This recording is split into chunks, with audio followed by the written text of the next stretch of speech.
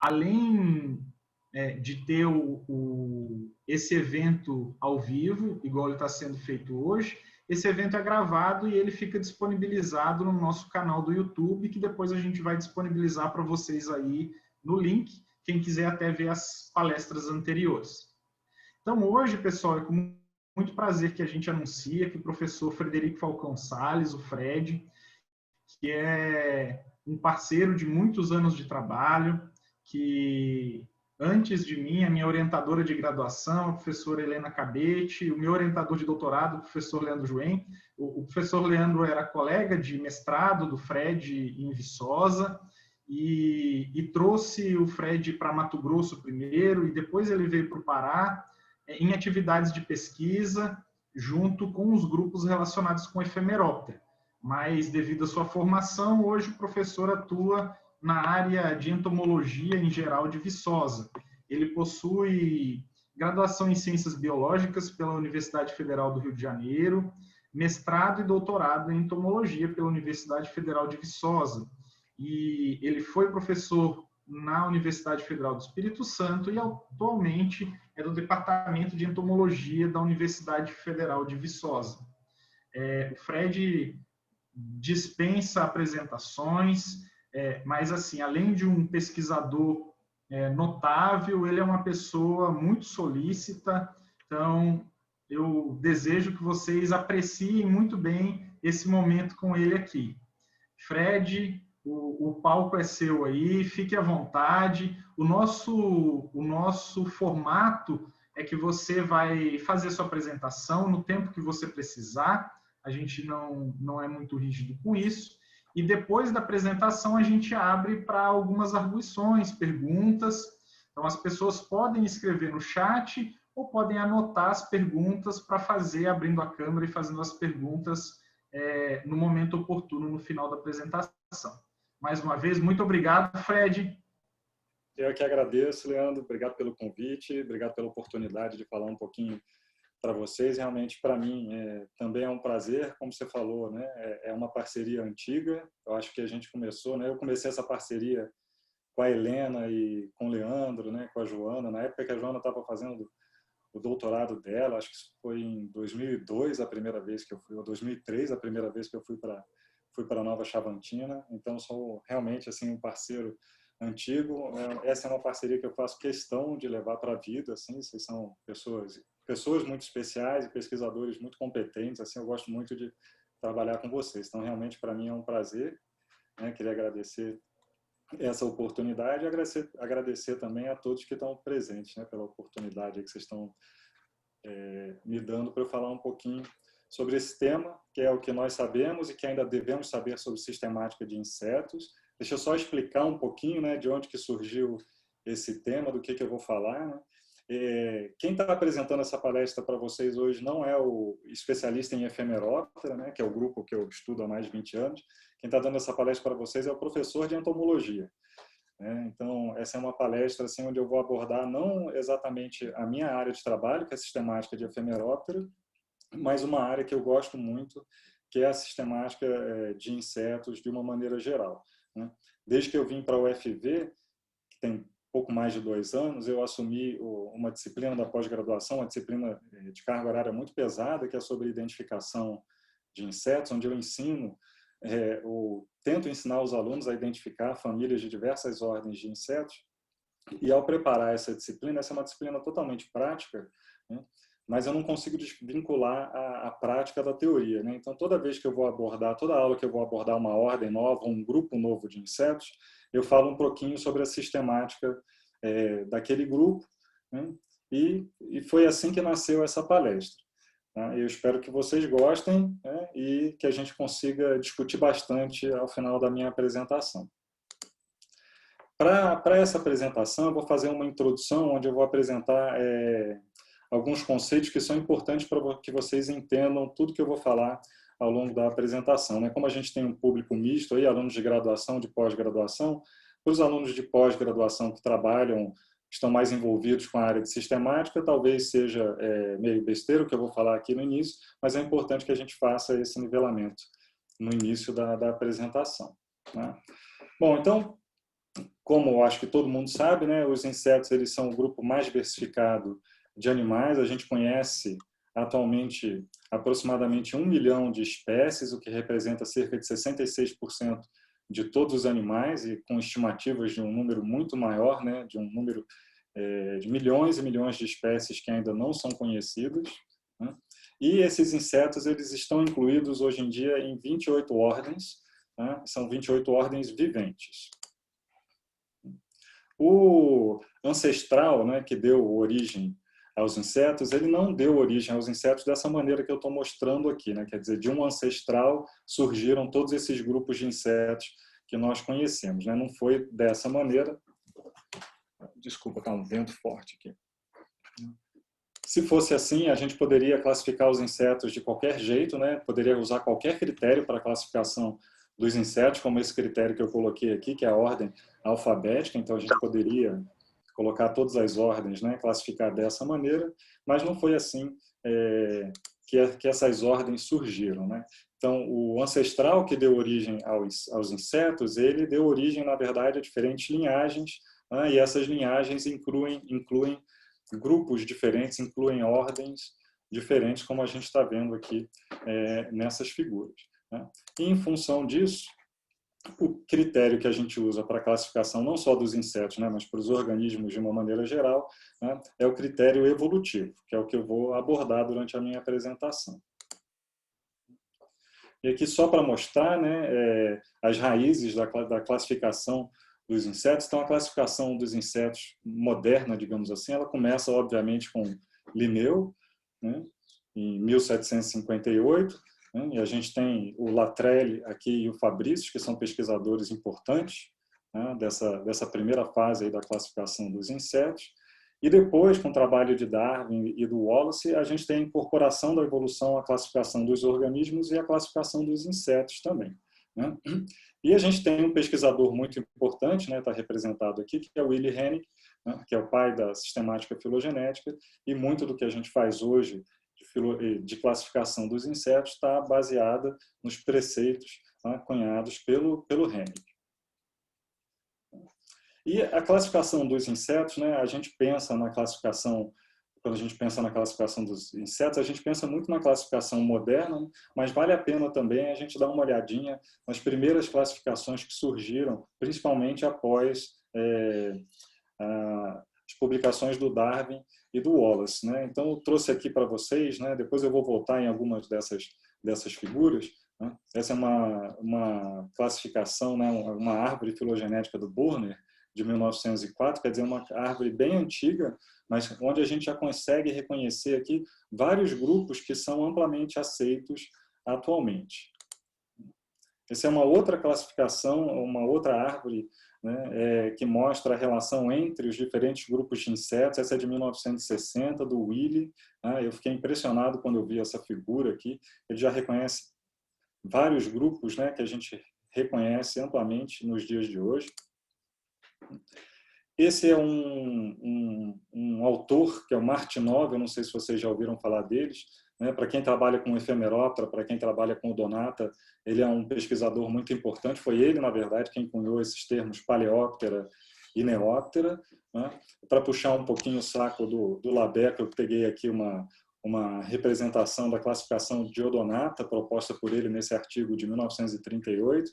Eu não achei do Martinov uma árvore assim que mostrasse a relação de todos os grupos, mas ele trabalhou com isso também. Então, foi um autor muito importante, um russo, né, que a gente dá pouco valor para ele, mas ele foi muito importante na classificação dos insetos.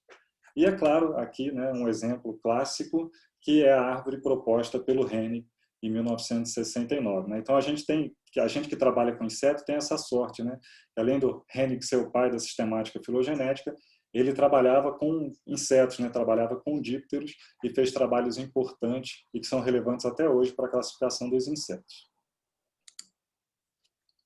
Hoje em dia, né, dando um salto agora, vindo para 2014, né, a gente também tem as classificações mais modernas, né, as árvores mais modernas, as análises mais modernas, como essa do Misoff e colaboradores de 2014, que é uma análise bem completa, é um artigo muito importante e bastante atual, mesmo ele sendo de 2014. Esse é um outro de 2019, do Chester, tá? Mas que encontra relações muito parecidas com as relações encontradas pelo Misoff em 2014. A questão é o que mudou, né, de lá para cá, né? O que mudou de 1904 para os dias atuais. Bom, aumentou muita coisa, né? Deixa eu falar. O que surgiu? Bom, primeiro que surgiram novos equipamentos, surgiram novas tecnologias.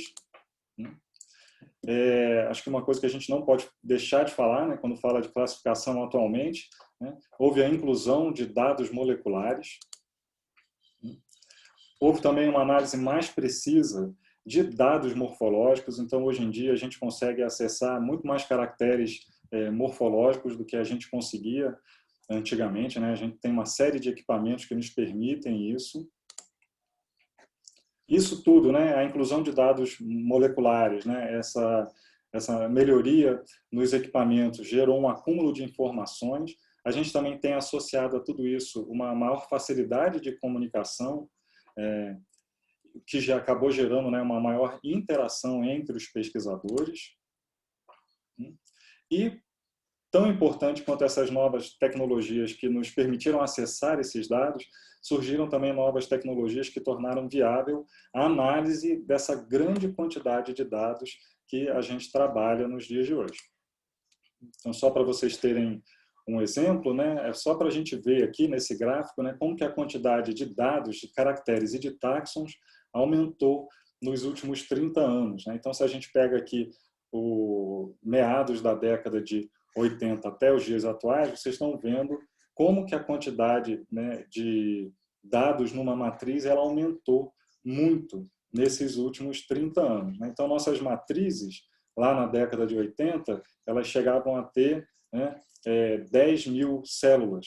Né? Hoje em dia, a gente chega a trabalhar com 100 milhões. Então, foi um aumento assim, realmente significativo, exponencial, digamos, podemos dizer assim, da quantidade de dados e da quantidade de táxons que a gente trabalha hoje em dia para a sistemática dos insetos.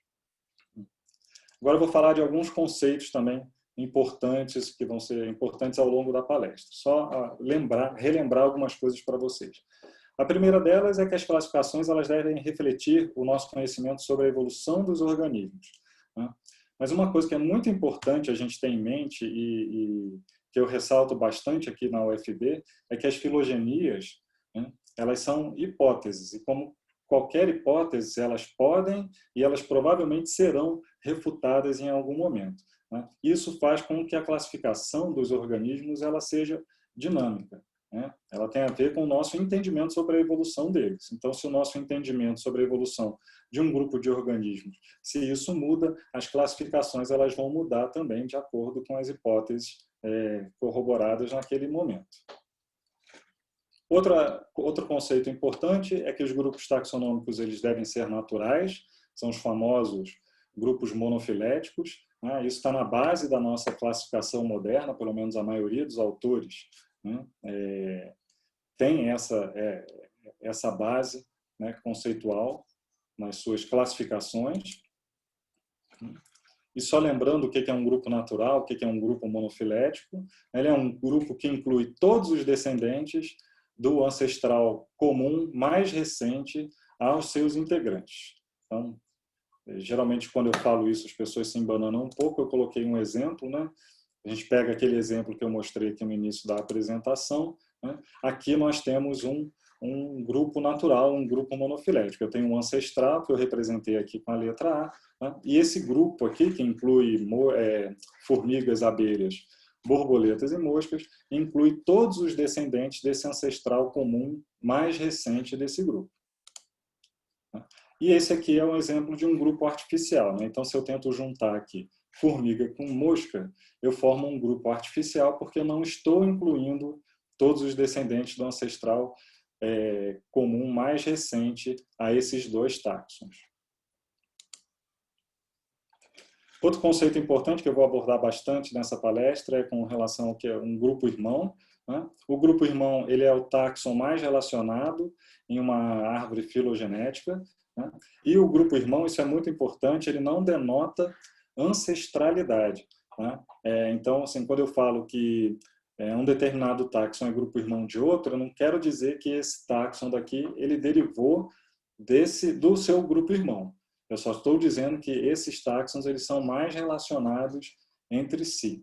Né? Essa é a mesma história lá, aquela história do chimpanzé, né? Todo mundo fala qual é o grupo irmão dos seres humanos, né? O grupo irmão dos seres humanos, né, do Homo sapiens, o grupo irmão vivente do Homo sapiens é o chimpanzé. Não quer dizer que o homem, né, que o Homo sapiens veio do chimpanzé. Quer dizer que entre os primatas viventes, o chimpanzé é o mais relacionado ao Homo sapiens, a nossa espécie. Então está aqui nesse exemplo que eu coloquei aqui, né, o grupo irmão da formiga é essa abelha. Né? Então não quer dizer que a abelha veio da formiga, simplesmente eles são táxons mais relacionados entre si. Ok. Agora então que eu fiz essa introdução e esses conceitos, eu apresentei esses conceitos, eu posso começar efetivamente a minha apresentação. Né? Quando eu falar o que nós sabemos, né, então vou falar o que nós sabemos e o que nós ainda devemos saber. Né? O que nós sabemos são os grupos, né, cuja monofilia, pelo menos hoje em dia, ela é amplamente aceita pela comunidade científica. Né? E quando eu falar assim, olha, isso aqui nós ainda não temos certeza, né, nós ainda precisamos responder a essa pergunta, né, são grupos em que não há consenso sobre a monofilia. E a gente vai ver que existe um equilíbrio entre o que nós sabemos e o que ainda devemos saber sobre sistemática de insetos. Eu acho que hoje em dia a gente já sabe muita coisa, né? Tem a monofilia de muitos grupos, ela é amplamente aceita, mas tem alguns grupos que realmente são problemáticos e eu vou apresentá-los durante a minha palestra. Eu vou usar uma abordagem durante a apresentação em que eu vou falar do grupo, vou começar de um grupo mais abrangente ou mais inclusivo, por um grupo menos abrangente ou menos inclusivo. Então, pegando aqui um pouquinho as categorias lineanas, né? A gente tem essas categorias aqui que a maioria de vocês conhece, mas o que acontece, na verdade, é que existem muito mais categorias do que essa, né? E eu vou focar minha palestra em filo, classe e ordem, tá? Porque se eu fosse falar, né, abaixo de ordem, aí a gente precisaria não de uma palestra, mas de um curso inteiro que poderia durar uns 2 anos para falar sobre isso. Tá? Então, vou focar minha apresentação aqui em filo, classe e ordem, né? Mas eu queria lembrar para vocês que entre filo e ordem não existe só a classe. Isso, assim, adotando a categoria lineana, né? Então, entre filo e ordem, a gente tem filo, subfilo, superclasse, classe, subclasse, infraclasse, superordem, ordem, e a gente ainda pode depois ir para subordem e assim por diante. Trouxe um exemplo aqui para vocês, né? Então, a gente tem, no caso dos louva-deuses, né, eles fazem parte da ordem Mantódia, que está dentro de um grupo chamado Insecta, que está dentro de um grupo maior, mais abrangente, chamado Artrópoda. Mas a gente pode expandir essa classificação. Então, a artrópoda está, né, Mantódia, né, está dentro de um grupo chamado Dictyoptera, que por sua vez faz parte de Polineóptera, Dineóptera, Pterigota, Dicondylha, Insecta, Equisápoda, Pancrustácea, Mandibulata, e aí sim a gente chega em artrópoda. Então, a classificação, né, ela é muito mais, como é que eu vou dizer, ela não é que ela seja mais complicada, porque, na verdade, esses nomes eles ajudam a gente a organizar o conhecimento, né? Mas ela não é tão simples quanto parece quando a gente pensa em Mantódia, Insecta e Artrópoda. Né? A gente pode melhorar muito mais essa classificação, mas a gente pode entender muito melhor a relação entre os organismos quando a gente expande todas essas categorias aqui. Então, como eu falei, vou começar, né, do mais abrangente para o menos abrangente, eu vou começar com o Equisápoda. Bom, os Equisápoda, eles fazem parte do filo Artrópoda.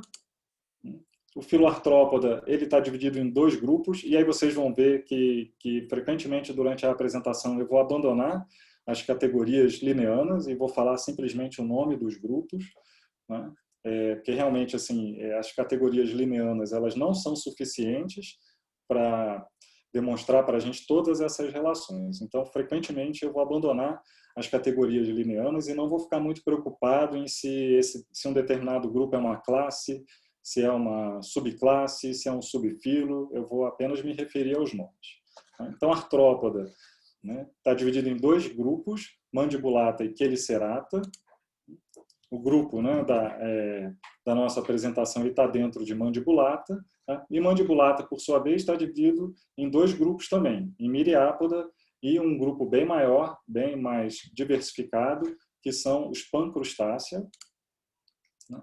E é dentro de pancrustácea que está o grupo de nosso interesse, que são os equisápoda. Tá aí um exemplo, né, de equisápoda, né? E eventualmente eu vou também apresentar para vocês as características, né? A característica principal de equisápoda, né, é a divisão do corpo em 3 tagmas, sendo que esse tagma intermediário aqui, o tórax, ele tem 3 pares de pernas e é isso que dá nome para o grupo, né, equisápoda. E agora a partir de agora eu vou fazer uma série de perguntas, né, e vou tentar responder essas perguntas. Então, as perguntas que eu responder são aquelas coisas que nós sabemos a respeito da sistemática de insetos e de equisápoda. E algumas perguntas eu não vou conseguir responder, porque realmente a gente ainda não tem uma resposta, tá, que pelo menos seja consenso na comunidade acadêmica. Então, nós sabemos que artrópode é o grupo irmão de equisápoda. Historicamente, né, eu não sei como é que foi para vocês isso, né, tem muita gente nova aí, mas quando eu estudei, né, o grupo irmão de equisápoda era miriápoda, né, e durante muitos e muitos anos, durante mais de 100 anos, acreditava-se nessa hipótese aqui, que miriápoda era grupo irmão de equisápoda. E na literatura vocês vão encontrar vários nomes para denotar esse grupo aqui, equisápoda mais miriápoda. Provavelmente vocês já ouviram falar em atelocerata, já ouviram falar em traqueata e já ouviram falar em unirrame. Então, na literatura, a gente encontra esses 3 nomes para denotar essa relação entre equisápoda e miriápoda.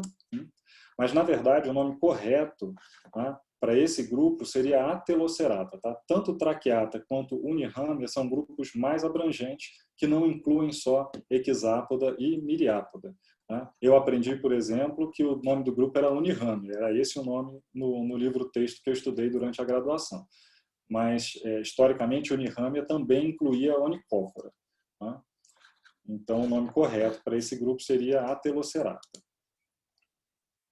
A partir, mais ou menos, da década de 90, um pouquinho antes, na verdade, e até os dias atuais, né, os pesquisadores, né, começaram a observar que, na verdade, equisápoda não era mais relacionado à miriápoda, e sim à crustácea. Isso aconteceu principalmente a partir da inclusão dos dados moleculares nas análises filogenéticas. Então, a gente tem esse artigo aqui, que é do final da década de 80, né, é um artigo com pouquíssimos táxons, né, com um marcador, se eu não me engano, agora eu não lembro exatamente, e esses foram os primeiros autores, pelo menos, que eu encontrei historicamente na literatura, que fazem essa relação de equisápoda com crustácea e não com miriápoda. Né? E depois, em 1997, a gente tem esse trabalho aqui que foi bastante importante, onde os pesquisadores encontraram de novo essa relação entre equisápoda e crustácea. Mas nessa época existia uma dúvida ainda com relação à posição de equisápoda com relação aos demais crustáceos. Né? Existiam 2 hipóteses. Os equisápodes, eles podiam ser grupo irmão de todos os crustáceos, né? Ou, como eu estou mostrando nessa outra imagem, os equisápodes eles poderiam estar dentro de crustáceos, ser um grupo, então, na verdade, ser um crustáceo derivado, né? Um crustáceo bem diferenciado. Nessa época, então, no final da década de 90, os autores eles acreditavam mais nessa hipótese aqui, de que equisápoda seria grupo irmão dos crustáceos. Né? E esse grupo, então, crustácea mais equisápoda, ganhou esse nome que vocês devem encontrar com frequência hoje em dia. Tá? São chamados pancrustácea. Tem um outro nome, que é um sinônimo de pancrustácea, para denotar esse grupo, né, que é tetraconata, que está relacionado com uma característica morfológica que une crustáceos e equisápodos. Hoje em dia, no entanto, a hipótese mais aceita, bem amplamente aceita, eu diria, é que não é essa daqui, de que equisápoda é grupo irmão de crustácea, mas de que equisápoda está dentro de crustácea, ou seja, crustácea é um grupo parafilético com relação à equisápoda. Tá? Agora, a pergunta, né, que ficou, a partir do momento que isso daqui ficou bem fundamentado, surgiu uma nova pergunta, que é, dentre os crustáceos, quem é o crustáceo mais próximo de equisápoda? Esse é um trabalho que eu trago para vocês, é de 2019. Né? Existiram vários trabalhos nos últimos anos tentando descobrir essa relação. Né? Esse trabalho aqui está bem interessante. Inclusive, depois, quem tiver interesse, pode se comunicar por e-mail comigo. Eu posso passar uma lista de todos os artigos que eu usei durante essa apresentação, tá? Compartilho isso daí com vocês. Esse trabalho do Giribey e do Edcombe de 2019, né? Ele encontra essa relação, tá? De uma maneira relativamente satisfatória de quem que é o grupo irmão de equisápoda. Vou dar um zoom aqui para que vocês vejam. Então aqui, ó, nessa cor aqui, que eu não sei definir para vocês o que é, um verde, alguma coisa assim, estão todos os equisápoda, tá? E como vocês podem ver, o grupo irmão de equisápoda é esse grupo de crustáceos aqui, que nós chamamos de Hemipédia. E para quem não conhece, um Hemipédia, tá? Tá aqui, são crustáceos bem diferenciados. Tá? De novo, eu vou lembrar aqui da época que eu estudei. Quando eu estudei Hemipédia, né, acreditava-se que os Hemipédia eles eram um grupo plesiotípico dentro de crustácea, ou seja, os pesquisadores achavam que ele era um grupo que representava muito bem como seria o ancestral dos crustáceos. Ele seria, naquela interpretação, o grupo irmão de todos os demais crustáceos. Hoje em dia, né, com as nossas hipóteses atuais, Hemipédia não tem nada de táxon plesiotípico. Tá? Apesar dele ter esse jeitão aqui que lembra um organismo primitivo, ele não tem nada de plesiotípico e esse grupo, então, é o grupo irmão dos equisápodos. A próxima pergunta, né, é se nós conhecemos todas as ordens de equisápodo. Eu acho essa uma pergunta interessante. De vez em quando os alunos me perguntam: será que existem ordens para serem conhecidas de equisápodo? A minha resposta é sim, devem existir ordens, tá? Desde que você trabalhe com fósseis. Né? Então, se você estuda fósseis, você tem alguma chance de encontrar uma nova ordem de inseto. Né? Vou mostrar para vocês exemplos de ordens que foram descritas recentemente. Tá? Então, tem uma ordem aqui, eu gosto muito dessa ordem, porque é o grupo irmão de Ephemeroptera, que é a ordem Cochoplectoptera, né? Foi descrita em 2011. Aqui nós temos um trabalho dos mesmos autores, ou do mesmo grupo, na verdade, não são exatamente os mesmos, né? Onde eles descrevem uma outra ordem de inseto, Carbotriplúrida, né? Também com base em fósseis. Esse fóssil aqui ele tem uma história, um histórico taxonômico bem interessante. Trabalhar com fósseis não é fácil, depois a gente pode conversar um pouquinho sobre isso. Né?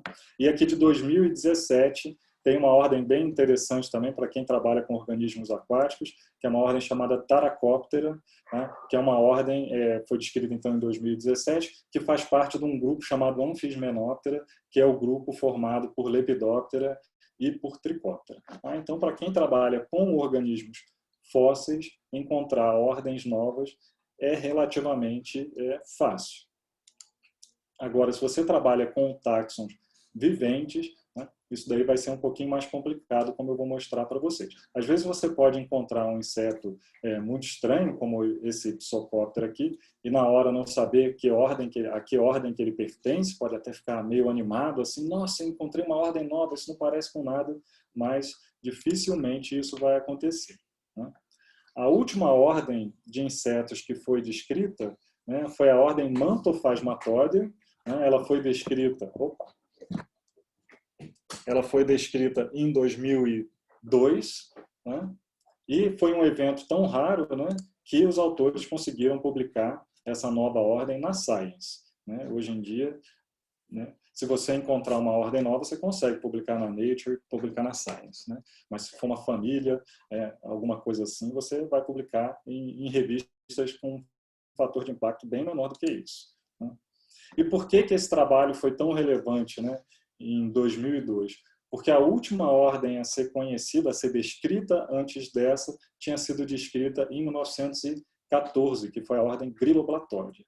Então foram praticamente 100 anos, quase 100 anos de intervalo entre a penúltima e a última ordem de insetos a serem descritas. Então eu acredito que hoje em dia, né, a descrição de uma nova ordem de insetos é um evento assim, realmente difícil de acontecer. Tomara, né? Eu, por mim, tomara que aconteça. Na verdade, o que acontece mais hoje em dia é que ordens deixem de existir. O número de ordens, na verdade, nos últimos anos, ele diminuiu ao invés de aumentar.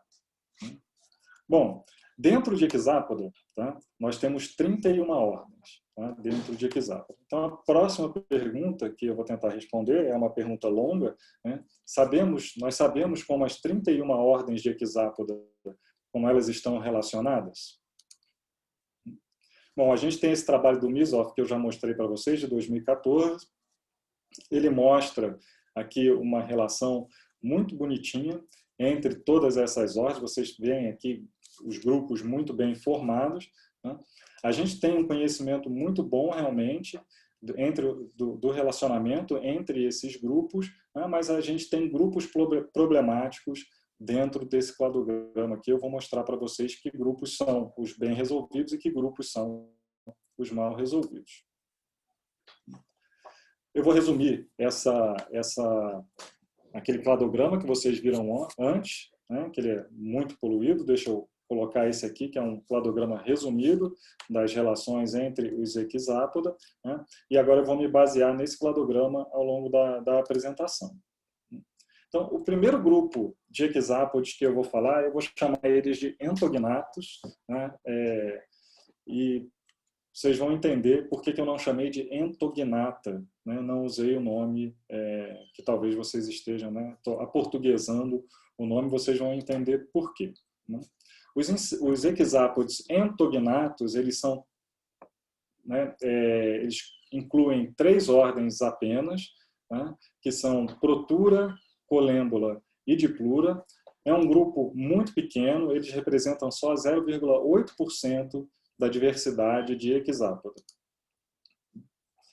Aqui a foto de um colêmbula, né, e a característica desse grupo, a característica principal desse grupo, né, é que a cápsula cefálica dos entognatos ela é projetada, né, de forma que as peças bucais elas não fiquem expostas. Então, por isso o nome do grupo, porque as peças bucais elas não ficam expostas. Quando você olha para a cabeça de um colêmbula, de um protura, de um diplura, você não consegue visualizar bem as peças bucais, porque elas estão escondidas sobre essa projeção da cápsula cefálica. Mas será que há consenso sobre as relações entre esses táxons? Esse é um artigo de 2005 que eu trouxe aqui para vocês, para mostrar para vocês que realmente não existe um consenso entre a relação entre esses táxons, né? A gente tem aqui 4 hipóteses, eu vou focar em 2 que são as mais aceitas hoje em dia, que é essa hipótese aqui, onde esses 3 grupos, Protura, Colêmbula e Diplura, formam um grupo monofilético, e aí se eles formam um grupo monofilético, nós podemos efetivamente dar um nome para esse grupo, que seria, então, entognata. Tá? E aí, dentro de entognata, dentro dessa hipótese aqui, Protura é grupo irmão de Colêmbula. Mas nós temos também essa outra hipótese, foi proposta pela Kukalova-Peck, né? E que Diplura não está mais relacionado com os outros, né? Com Protura e com... Só um instantinho, gente, está um vento forte a beça aqui. Deixa eu ver se eu... Tá? Então, dentro dessa hipótese aqui, tá, diplura não está mais relacionado com os demais equizápoda do que com protura e com colêmbula, tá, e protura. Esse grupo formado por diplura e pelos insetos, né, ele é chamado de cercófora e a característica do grupo, né, como o próprio nome diz, está relacionada com a presença desses cercos. Né? Vou mostrar aqui para vocês, isso aqui é um diplura. Tá? Então a gente consegue ver esses cercos bem desenvolvidos. Essa é considerada uma característica, então, que uniria, né, diplura com os insetos.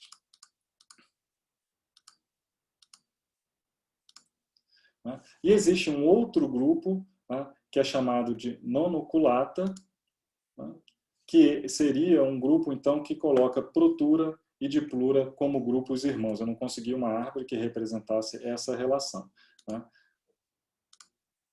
Mas seria uma outra hipótese. Então, o que a gente pode concluir com relação aos insetos entognatos, não, desculpa, aos equizápodes entognatos, né? Que realmente essa é uma relação que ainda carece de mais estudos. Isso aí realmente não existe um consenso, né, sobre as hipóteses de relacionamento entre esses três grupos. Excluindo os equizápodes entognatos, né, o grupo que sobra são o nosso grupo, né, principal de estudo, que são os insecta. Insecta é um grupo, então, bem mais diversificado do que entognata, é um grupo formado por 28 ordens viventes, é claro, né, e que representam, então, 99,2% da diversidade de equizápoda. Tá? Então, esse é o grupo, de longe, mais diversificado dentro de equizápoda. Quais são as características de inseto? Né? Muitas pessoas falam a característica dos insetos é a presença de 3 pares de pernas, mas, na verdade, não. Né? Os 3 pares de pernas são características de equizápoda. Né? Uma característica, né, muito importante dos insetos é a antena do tipo flagelar, né, que é uma antena que tem uma musculatura restrita só à base da antena, ao contrário dos demais grupos. Né? Então, essa musculatura está restrita só aqui na base. Né? E uma outra característica também dos insecta, né, é a subdivisão do tarso. Nos demais grupos, né, nos chamados entognatos, o tarso ele é simples, enquanto que nos insetos o tarso ele é subdividido em tarsômeros. Né? E a condição ancestral dentro dos insetos é um tarsômero dividido, né, um tarso, desculpa, dividido em 5 tarsômeros. E os insetos, por sua vez, né, eles estão divididos nesses 3 grupos aqui que eu vou falar para vocês. Tá? Eu vou começar falando desses 2 grupinhos aqui. Tá? O primeiro grupo, que seria, então, o grupo irmão dos demais insetos, é uma ordem, ela é chamada de Archaeognata. Tá? É um grupo pouco diversificado, tá? Com relação aos equizápoda, ele representa apenas 0,04%, então são cerca de 400 espécies, se eu não me engano.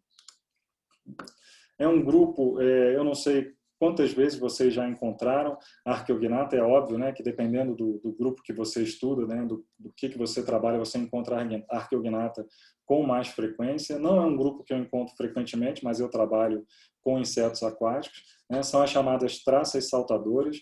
É um grupo que eu particularmente acho muito interessante, gostaria de ter tempo para estudar a taxonomia. Né, é um grupo bem negligenciado taxonomicamente, na minha opinião. É um grupo bem interessante, né? Eles são capazes de saltar, eles têm esses olhos aqui bem desenvolvidos, palpos também super desenvolvidos, né? E tem a presença, né, desses filamentos aqui no final do corpo, né, que lembram os filamentos, né, lembra o final do corpo de um efemeróptera, né? São os cercos bem desenvolvidos e esse filamento mediano, como a gente encontra em efemeróptera. Essa é uma característica primitiva dos insetos que permanece nesse grupo, permanece no próximo grupo e ainda em efemeróptera, como a gente vai ver daqui a pouco. O outro grupo, né, que eu vou falar agora é o Zygentoma, que são traças também, é uma única ordem, Zygentoma está aqui, né, uma única ordem, representando 0,06% da diversidade de equizápoda. essa é uma ordem, né, de traças que vocês devem estar mais familiarizados. Aquela traça que a gente encontra em casa, ela faz parte desse grupo, né? Lembra muito um Archaeognatha, né? Não tem aqueles olhos bem desenvolvidos, contíguos, os olhos são bem menores, os palpos eles são bem menores também, não são tão desenvolvidos quanto em Archaeognatha, não são capazes de saltar, né? Mas tem esse mesmo jeitão assim do corpo, né? Tem a presença dos cercos bem desenvolvidos desse filamento mediano também. Então, é um grupo também bem interessante, tá? E aí, depois desses 10 grupos de traças, nós temos um grande grupo dentro de Insecta, que é o chamado Pterygota. Pterygota inclui 26 ordens, tá? E inclui 99% da diversidade dos Eczápoda. Tá? Ou seja, tudo que a gente viu até agora, né, todos os Eczápodes entognatos, Archaeognatha e Zygentoma, se a gente juntar as espécies que nós conhecemos de todos esses grupos, elas representam apenas 1% da diversidade de Eczápoda. Tá? 99% da diversidade está aqui. E esse grupo, né, chamado Pterygota, como o próprio nome diz, tem uma característica, né, é uma sinapomorfia muito importante, que é a presença de 2 pares de asas, no meso e no metatórax. Né? E tem uma outra característica também que muitas vezes a gente deixa escapar quando fala desse grupo, que é a fertilização interna. Isso também é uma sinapomorfia, tá, de Pterygota. Agora, será que nós sabemos, dentre os insetos ápteros, que são aqueles 2 grupos de traças que eu mostrei para vocês, qual deles é o grupo irmão de Pterygota? Essa resposta, eu diria que é sim, nós sabemos, mas ainda fica uma pulga atrás da orelha, por incrível que pareça. Tá? Então, aqui estão os Pterygota, como vocês estão vendo aqui. Tá? E aqui está o grupo irmão dos Pterygota. Né? Eu mostrei aqui nessa árvore, né, sem mostrar politomia, quer dizer, porque a gente tem bastante segurança com relação a esse grupo aqui, mas eu vou explicar o que acontece. Né? Então, acredita-se, a grande maioria dos pesquisadores, né, acreditam nessa hipótese aqui, de que Zygentoma é o grupo irmão de Pterygota, né, e esse grupão, então, que une Zygentoma com Pterygota, recebe um nome bem bacana aqui, que é Dicondylia. Né? E a característica principal de Dicondylia, né, é a presença de 2 articulações na mandíbula. Não dá para ver as 2 articulações nessa imagem aqui que eu estou mostrando para vocês, é só para realçar realmente que a característica importante, né, do grupo estaria presente aqui na mandíbula. Tá? Então, a grande maioria dos autores aceita esse grupo chamado Dicondylia. Né?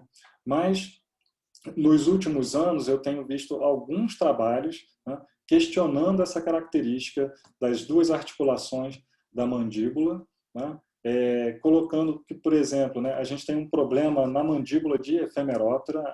Ephemeroptera não tem 2 articulações, né, na verdade, ele tem um complexo anterior de articulação na mandíbula, que é formado por 2 pontos de articulação. Então, é como se Ephemeroptera, não que ele fosse tricondílico, mas ele não tem uma mandíbula como os demais insetos, tá? Como os demais Pterygota. Né? E tem alguns autores hoje em dia questionando que a Archaeognatha, né, que seria aquela traça saltadora, que ela também teria 2 articulações na mandíbula. Né? Então, tem alguns autores que estão colocando em xeque, né, a presença de 2 côndilos na mandíbula como a característica que uniria, né, Zygentoma com Pterygota. Né? E, além disso, né, tem autores ainda, hoje em dia, que agrupam Zygentoma junto com Archaeognatha. Não é comum vocês encontrarem essa relação aqui na literatura. Isso é só com base em dados morfológicos, dados moleculares. Eu não encontrei nenhum trabalho que fizesse isso daqui, que colocasse Zygentoma e Archaeognatha juntos, como um único grupo. Né? Mas existem autores, hoje em dia, que recuperam essa hipótese aqui.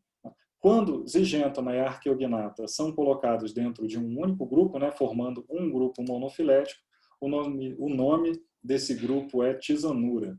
Tá? Então, vocês já devem ter ouvido esse nome. Tem algumas pessoas que fazem confusão, que acham que Tisanura é sinônimo de Zygentoma, tá? Mas não é. Tisanura é o grupo formado por Zygentoma e Archaeognatha.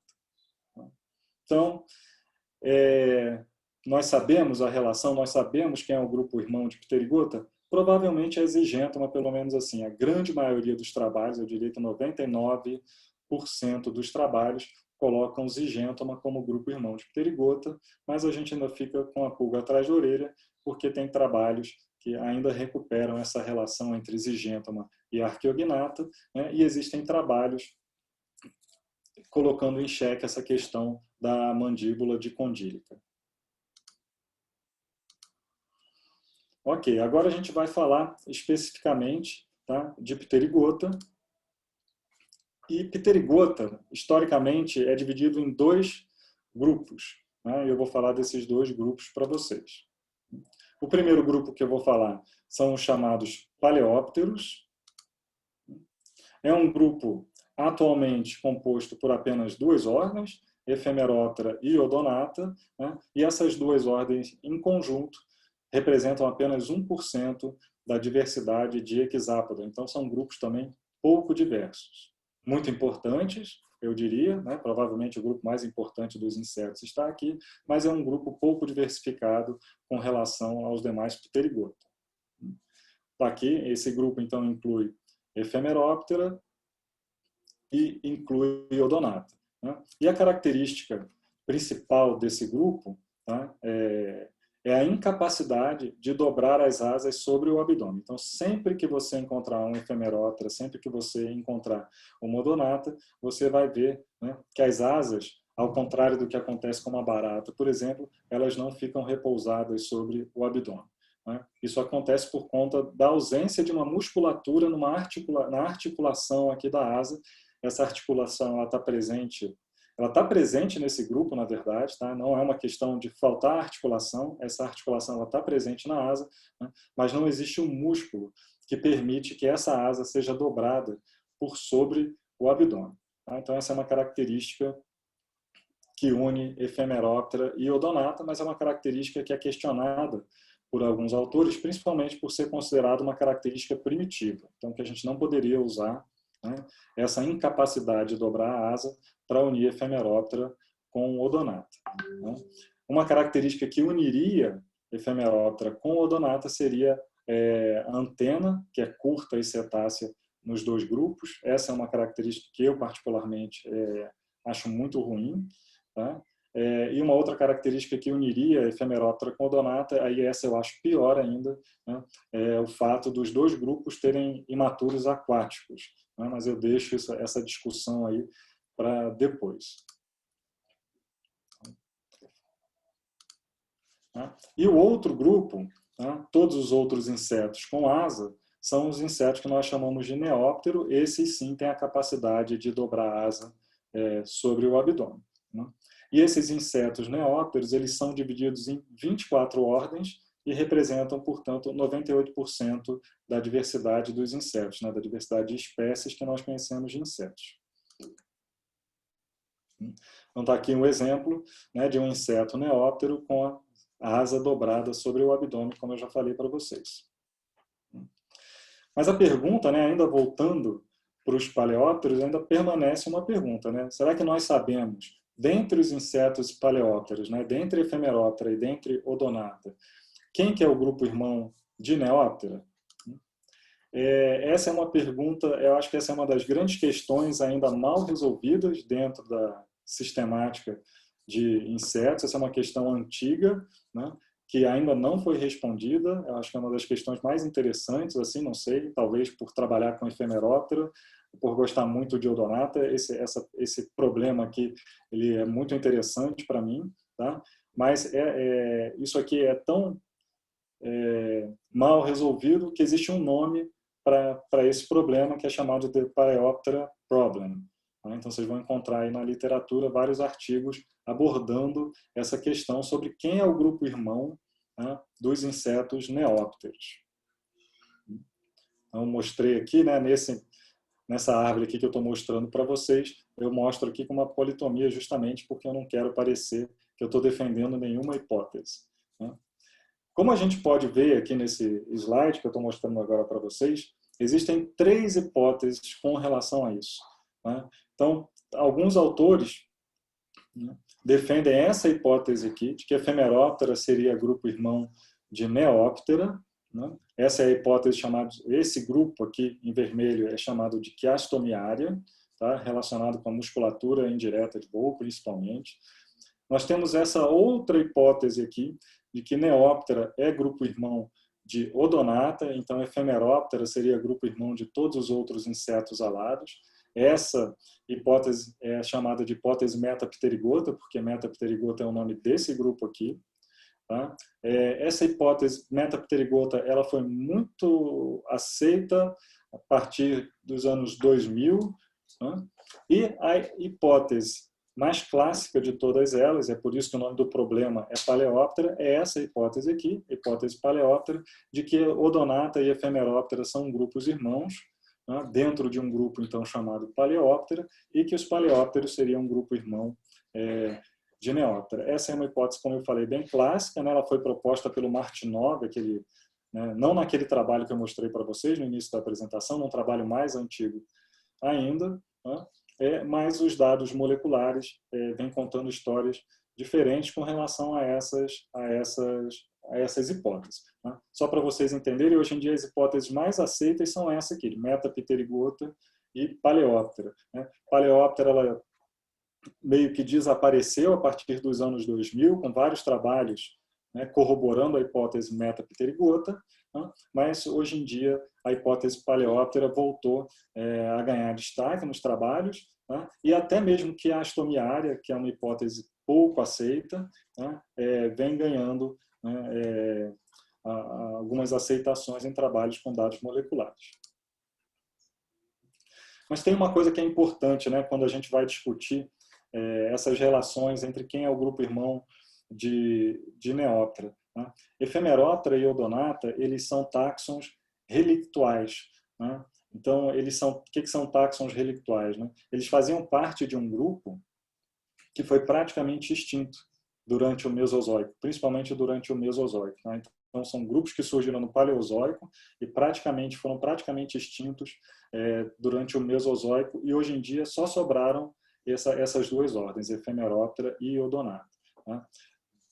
Relacionados, por exemplo, a Ephemeroptera e Odonata, a gente tem um grupo, né, chamado Paleodictyopterida, né, que é um grupo que inclui diversas ordens de insetos fósseis. A mais famosa delas é a ordem Paleodictyoptera, né? Então, são táxons relictuais.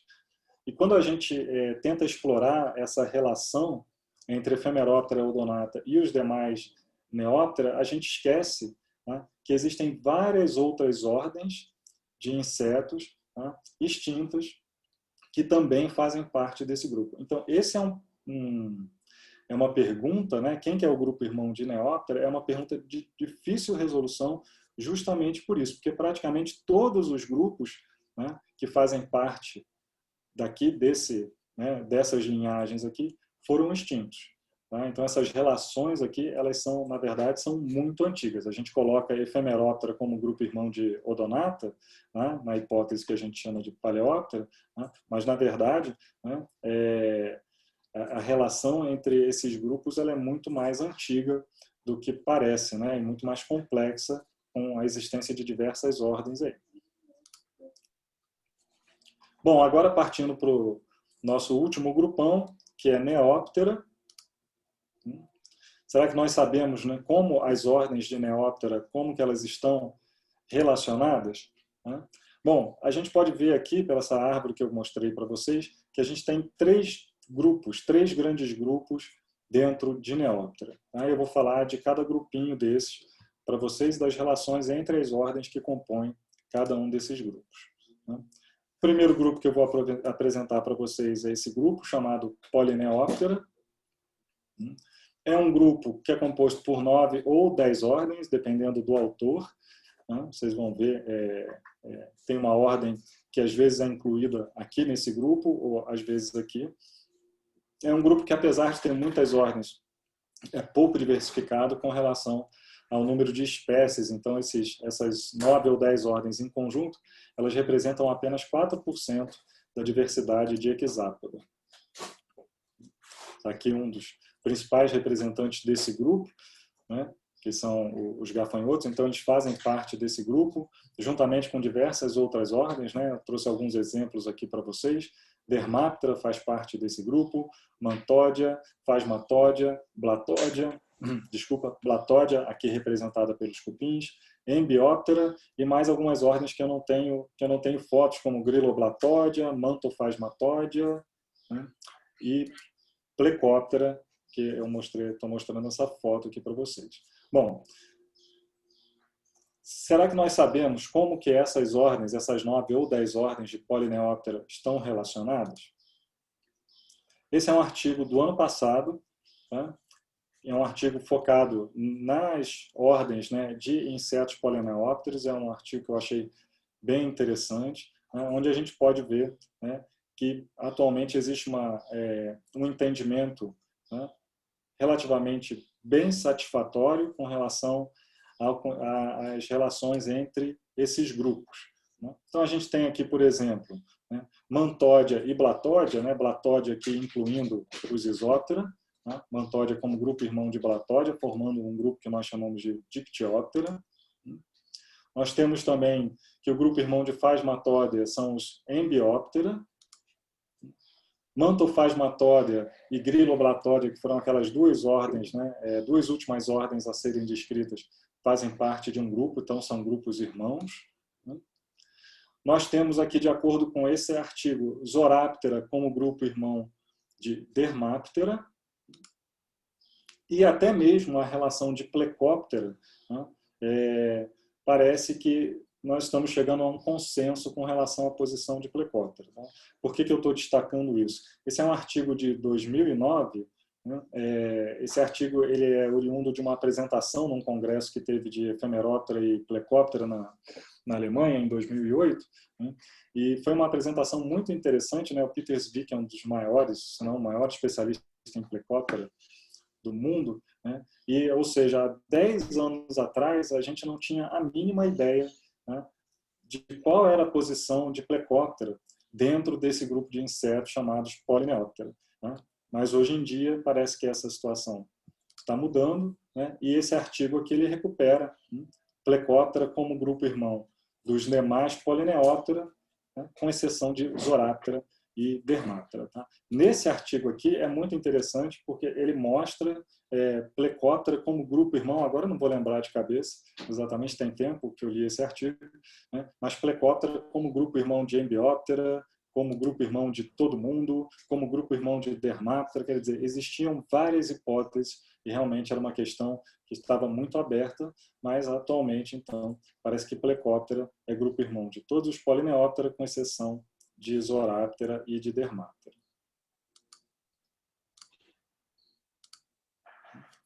O próximo grupo de insetos neópteros é um grupo que é chamado de Paraneóptera. Né? Eu não gosto desse grupo, na minha aula eu não adoto essa hipótese aqui de Paraneóptera, mas eu quis trazer dessa maneira e vocês vão entender por quê, eu espero. Né? Então, eu estou me referindo a esse grupinho aqui. Tá? São 2, 3 ou 4 ordens. Tá? Então, esse é o grupo com o menor número de ordens dentro de Equisápoda, ou melhor, dentro de Pterygota. Tá? É um grupo bastante diversificado, até pelo número de ordens, né? Eles representam 12% da diversidade de espécies de Equisápoda, tá? Mas é o grupo mais confuso. Né? Tanto que vocês estão vendo aqui, tem hipótese que inclui nesse grupo só 2 ordens, 3 ou 4. Tá? Então é o grupo mais realmente, esse é o grupo mais problemático de insetos neópteros. Esse é o grupo, né, que inclui os percevejos e uma série de outros insetos conhecidos. Né? Então os piolhos eles estão incluídos nesse grupo, né? Os trips ou Tizanóptera, os Psocóptera, né? E os Hemiptera, que eu vou falar um pouquinho melhor daqui a pouco. Então, será que nós sabemos como essas ordens de Paraneóptera estão relacionadas? Vocês vão ver que realmente não existe existe consenso para alguns grupos, mas para outros não existe consenso, né? E existem trabalhos atuais sobre o grupo, tá? Esse é um trabalho do Johnson e colaboradores, é um trabalho focando somente em hemíptera, tá? Em hemipteroide, o que eles chamam, que seriam esses insetos, esses insetos que eu estou falando agora, né? Não exatamente Paraneoptera, mas esses grupos, né? Então, se a gente pega esse conceito de Paraneoptera, se a gente chama esse grupo de Paraneoptera, como eu estou chamando para essa apresentação, esse grupo vai incluir 4 ordens, né? Tisanoptera, né, que são os trips, Hemiptera, Psocódia e Zoráptera. Uma coisa que é consenso, né, para a grande maioria dos trabalhos, é que Tisanoptera e Hemiptera são grupos irmãos, né, e o nome desses 2 grupos, né, é Condylognata. Então, Condylognata é o grupo que inclui Tisanoptera e que inclui Hemiptera. Hemiptera, né, é um grupo dividido em 4 infraordens, tá? Sternorhyncha, Alkenorhyncha, Coleorhyncha e Heteroptera. Então, aqui em Sternorhyncha estão os pulgões, as cochonilhas, mosca branca. Em Alkenorhyncha estão as cigarrinhas, as cigarras, né, os fulgóridae. Em Coleorhyncha está esse grupo aqui, que é um grupo bem esquisito, né, bem pouco diversificado. Eles lembram percevejos, mas não são efetivamente percevejos, né? E Heteroptera é esse grupo, sim, que inclui os percevejos, né? Com relação à Hemiptera, né, a gente tem várias hipóteses dentro desse grupo, né? Então, tem alguns autores que consideram que Coleorhyncha é o grupo irmão de Heteroptera.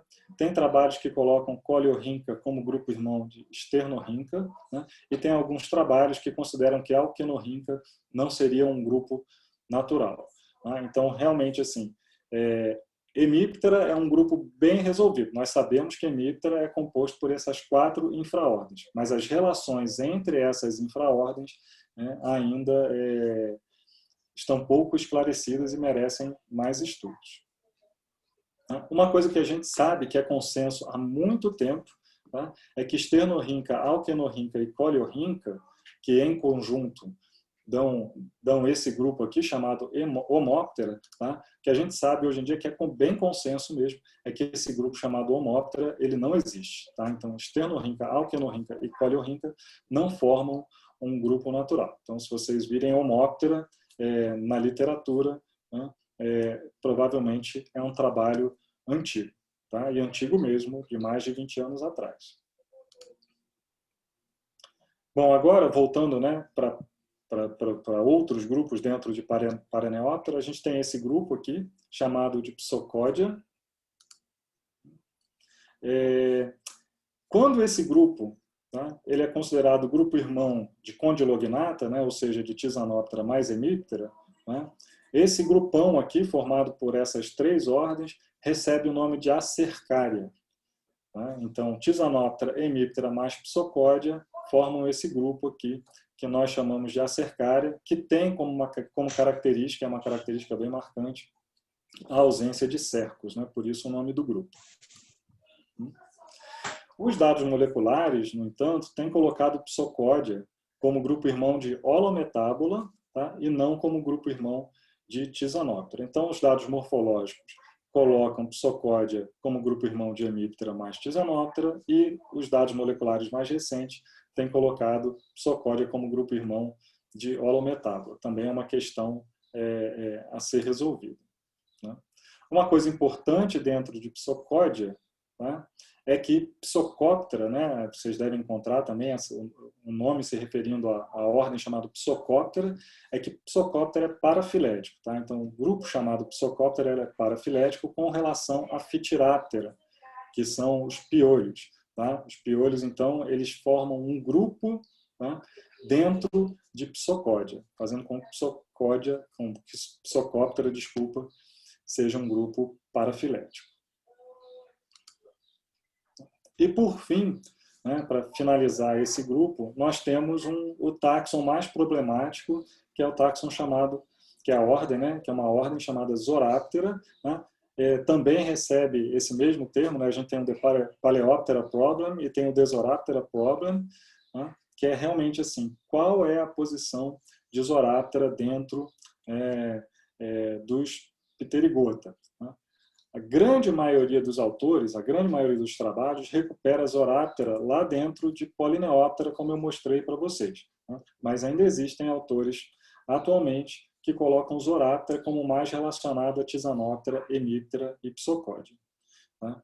Quando a gente une as 4 ordens, o nome desse grupo é Paraneoptera, tá? Mas se a gente tira Zoráptera, só lembrando para vocês, se a gente exclui Zoráptera daqui, o nome desse grupo, então, passa a ser Acercaria. Mas são poucos, né? Eu coloquei assim, dessa forma, né? Mas são poucos os trabalhos que eu vejo hoje em dia que incluem Zoráptera como mais relacionado a Acercaria. A grande maioria coloca Zoráptera como Polineoptera mesmo. E isso com dados morfológicos, tá? Com base em dados moleculares, eu não lembro de ter encontrado um artigo que posicione Zoráptera, né, aqui dentro desse grupo.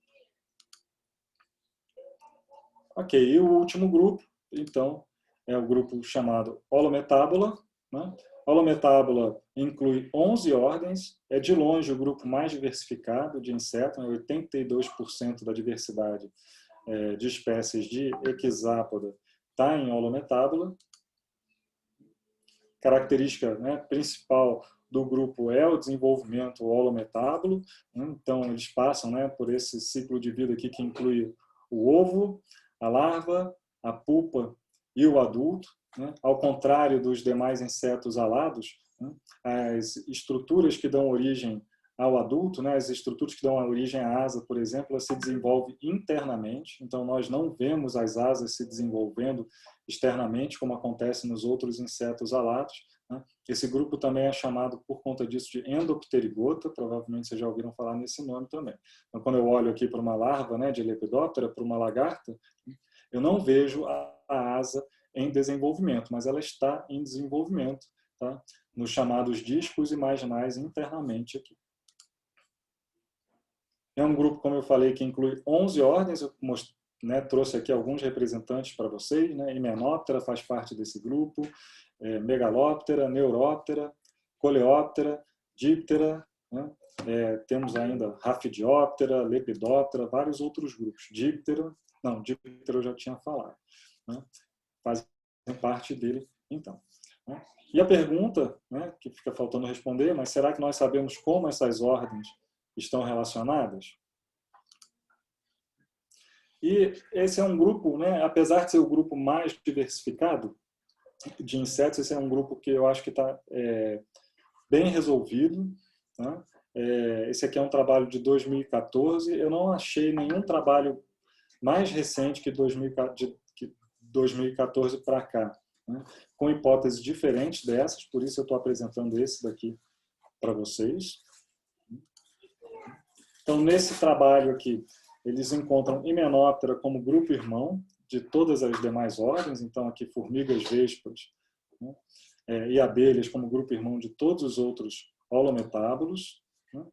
Encontra relações que já são conhecidas há muito tempo, né, Lepidoptera e Trichoptera dentro desse grupo chamado Amphi-Hymenoptera. Essa aqui é uma relação também recuperada há muito tempo, Diptera, Mecoptera e Siphonaptera, desculpa, então as pulgas, moscas e mosquitos, e mais os mecópteros, né, formando esse grupo aqui, Antiliófora.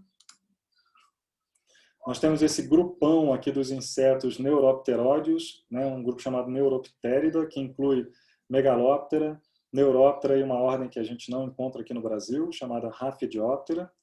Esse trabalho aqui foi interessante porque ele encontrou Ciálide e Coridálide como, né, formando um grupo monofilético, porque alguns autores contestam, né, a monofilia de Megaloptera, mas nesse trabalho eles encontraram Megaloptera como um grupo monofilético. E uma relação também bastante importante que eles encontraram nesse grupo, né, é a relação de Coleoptera com uma ordem bem atípica de insetos, que é a ordem Strepsiptera. E aqui é só para mostrar para vocês, né, que essas relações, isso aqui é aquele trabalho do Burner, de 1904, mostrando que algumas dessas relações presentes aqui já tinham sido recuperadas pelo Burner muito antes, tá, dos dados moleculares entrarem nas nossas análises filogenéticas. Então, acho que a gente tem que valorizar bastante esses trabalhos clássicos aqui desses autores. Eles não tinham acesso aos dados moleculares, mas eles conheciam muito de morfologia. Esse aqui é um Strepsiptera, para quem nunca viu, é um inseto realmente atípico. Esse é um macho de Strepsiptera, e são os únicos alados, as fêmeas não são aladas, e eles têm essa asa anterior muito estranha, que lembram halteres de Diptera, e os primeiros trabalhos com dados moleculares, focando nos insetos, alguns autores encontraram que Strepsiptera seria grupo irmão de Diptera, e eles até chamaram esse grupo de Halteria, mas esses daí realmente foram problemas analíticos. Hoje em dia isso está relativamente bem resolvido. Strepsiptera não tem nada a ver com Diptera, apesar de eles terem essas asas que são parecidas. Em Diptera, são as asas posteriores que estão modificadas em halteres, e em Strepsiptera são as asas anteriores. Essa questão de quem que é o grupo irmão de Strepsiptera também recebe essa denominação de Strepsiptera problem, tá? Aqui mostrando novamente o Strepsiptera para vocês. Esse é um macho copulando com a fêmea, a fêmea está parasitando aqui uma vespa, aqui as fêmeas. É um grupo realmente bem interessante, que eu infelizmente vi pouquíssimas vezes. E aqui só para mostrar para vocês, mesmo hoje em dia ainda existem vários artigos abordando esse problema com Strepsiptera.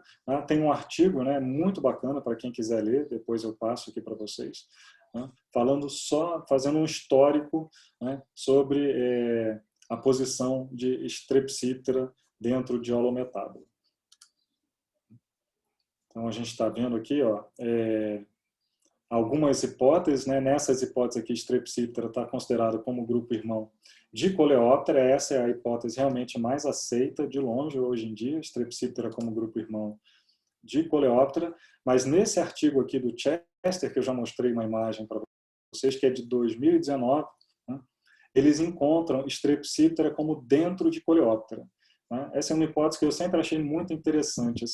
Strepsiptera, na verdade, seria um grupo de besouros extremamente modificados, besouros parasitas extremamente modificados. Então, a maioria dos trabalhos ele encontra Strepsiptera como grupo irmão de Coleóptera, mas ainda existem alguns trabalhos atuais, como esse de 2019, que colocam Strepsiptera como sendo um grupo bem diferenciado de Coleóptera e não um grupo irmão de Coleóptera. Bom, acho que eu cheguei ao final da minha apresentação. O que eu queria concluir para vocês é que existem muitas coisas que realmente nós sabemos, ou pelo menos o que é importante, Existem muitas hipóteses que estão bem aceitas pela comunidade científica, vários trabalhos encontram as mesmas hipóteses, são hipóteses robustas, como a gente viu para vários grupos. Para outros grupos, realmente, não existe consenso entre os diferentes autores, entre os diferentes trabalhos, mas, ou seja, são problemas que ainda merecem ser bastante estudados, mas mesmo no caso de hipóteses que estão bem resolvidas, não é que a gente precise parar de estudar, pronto, resolvemos o problema, a gente não precisa estudar mais filogenia, por exemplo, de Polyneoptera, já está tudo bem resolvido. Não, não é assim. Esses trabalhos eles têm que continuar, e como eu falei para vocês, são hipóteses de relacionamento, e essas hipóteses, elas com o tempo, elas provavelmente serão refutadas, e a classificação dos insetos ela vai acabar mudando em função disso.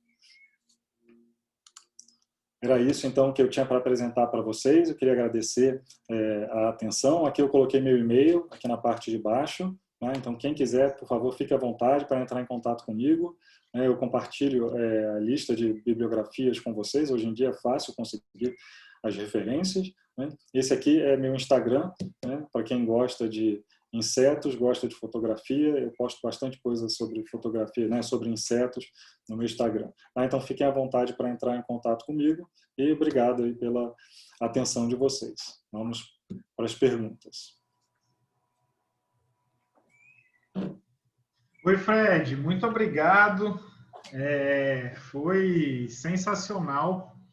Eu estava, durante a palestra, até conversando com o Rainer, que, para mim, que não sou sistemata, não parti para esse lado, é muito bom ver uma palestra dessa, que é uma aula praticamente, porque a sistemática pensada com essas relações evolutivas, mesmo para quem não é da área, ela fica muito interessante e algo que está relacionado com tudo que a gente faz na ecologia, por exemplo. Sim, perfeito, exatamente. Uhum.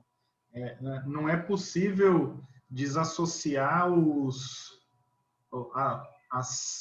parentescos ou os processos evolutivos de nada do que a gente faz. Então, talvez o que a gente está tentando melhorar nos nossos trabalhos, ele pode ser melhorado simplesmente a partir do momento que a gente integrar um pouco mais essas questões sistemáticas evolutivas dentro dessas questões ecológicas que a gente trabalha. Assim, muito bom. Várias pessoas entraram aqui no privado, agradecendo pela palestra, vários alunos que gostaram muito de tudo.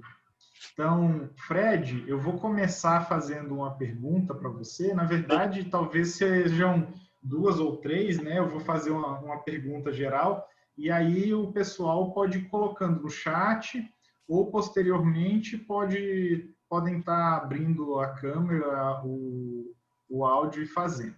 Ok, peraí, Então, antes, acho que eu vou parar aqui a apresentação, né, para poder visualizar melhor a sala. Né? ok.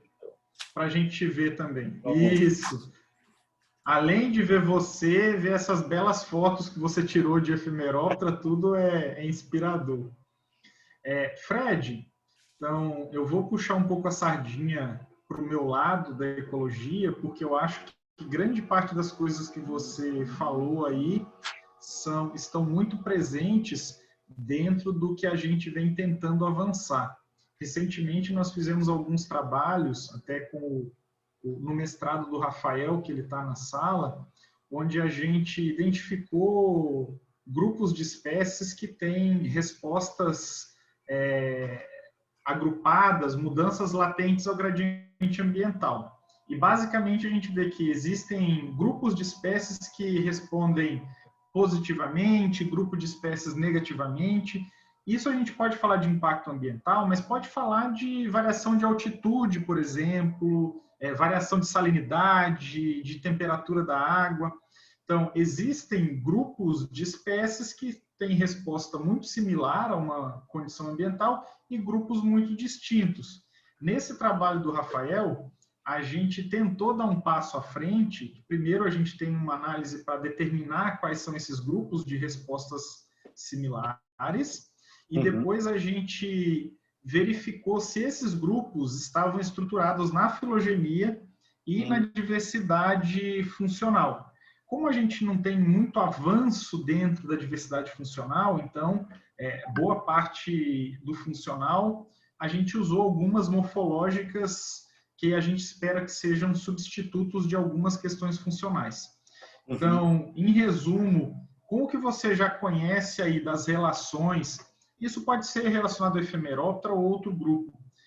Você acha que a gente já tem indícios de que dentro desses grupos, de alguns grupos que tenham parentesco mais próximo, de linhagens, existem linhagens que podem estar mais suscetíveis a essas mudanças ambientais de origem antrópica ou mesmo de mudança climática, linhagens inteiras, porque o nosso argumento é que se uma espécie está em risco é um problema, mas se uma linhagem inteira ela está em risco, a gente considera que o problema seja muito maior pensando dentro de um contexto evolutivo. Não, acho que é isso aí que você está falando, Leandro. Exatamente isso, né? Na verdade, assim, a gente tem que entender, primeiro, que característica faz com que aquela espécie esteja em risco, né? Que característica é essa? E depois, se a gente consegue entender, né, aonde que está a origem dessa característica, a gente consegue extrapolar isso né? Porque se essa origem ela é mais antiga, né, e ela inclui uma linhagem, não só uma espécie, toda aquela linhagem vai estar suscetível aos mesmos problemas. Então é isso aí, a gente quer dizer, é perfeito isso, né? É fazer o casamento entre os dois aspectos, né? O aspecto evolutivo e o aspecto funcional.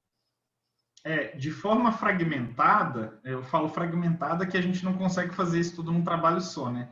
Nesse exemplo, o que a gente tem de um exemplo nesse sentido, que casa, eu acho que casa muito com essa questão de entender essas relações, o Fernando Geraldo fez na tese dele um trabalho em que ele tentou encontrar filogeneticamente se os grupos que chegaram primeiro na Amazônia eram de áreas abertas ou de áreas fechadas. Uhum. E aí ele viu que, com os indícios que a gente tem, com o melhor possível que a gente tem hoje, que às vezes a gente tem algumas limitações, provavelmente eles vieram de áreas abertas para áreas fechadas. E aí, nesses trabalhos que a gente viu agora, então, as linhagens que estão mais em risco dentro de Odonata são as linhagens florestais, que são mais recentes. Olha. Então, isso que é uma questão que entender esses estudos, assim, principalmente para os nossos alunos de ecologia que estão aqui, entender um pouco mais e avançar essas questões filogenéticas é algo extremamente importante para que a gente consiga avançar dentro dos nossos trabalhos de ecologia. Sim, Isso não é frase pronta por causa da palestra. Então, eu acho que a gente realmente precisa avançar nisso. Numa linha paralela, a gente sempre vem conversando com o Rainer, que está aqui também, sobre a questão de comportamento e dessa relação que não destoa tanto, que o comportamento não está totalmente desassociado das linhagens também. Não, de maneira alguma.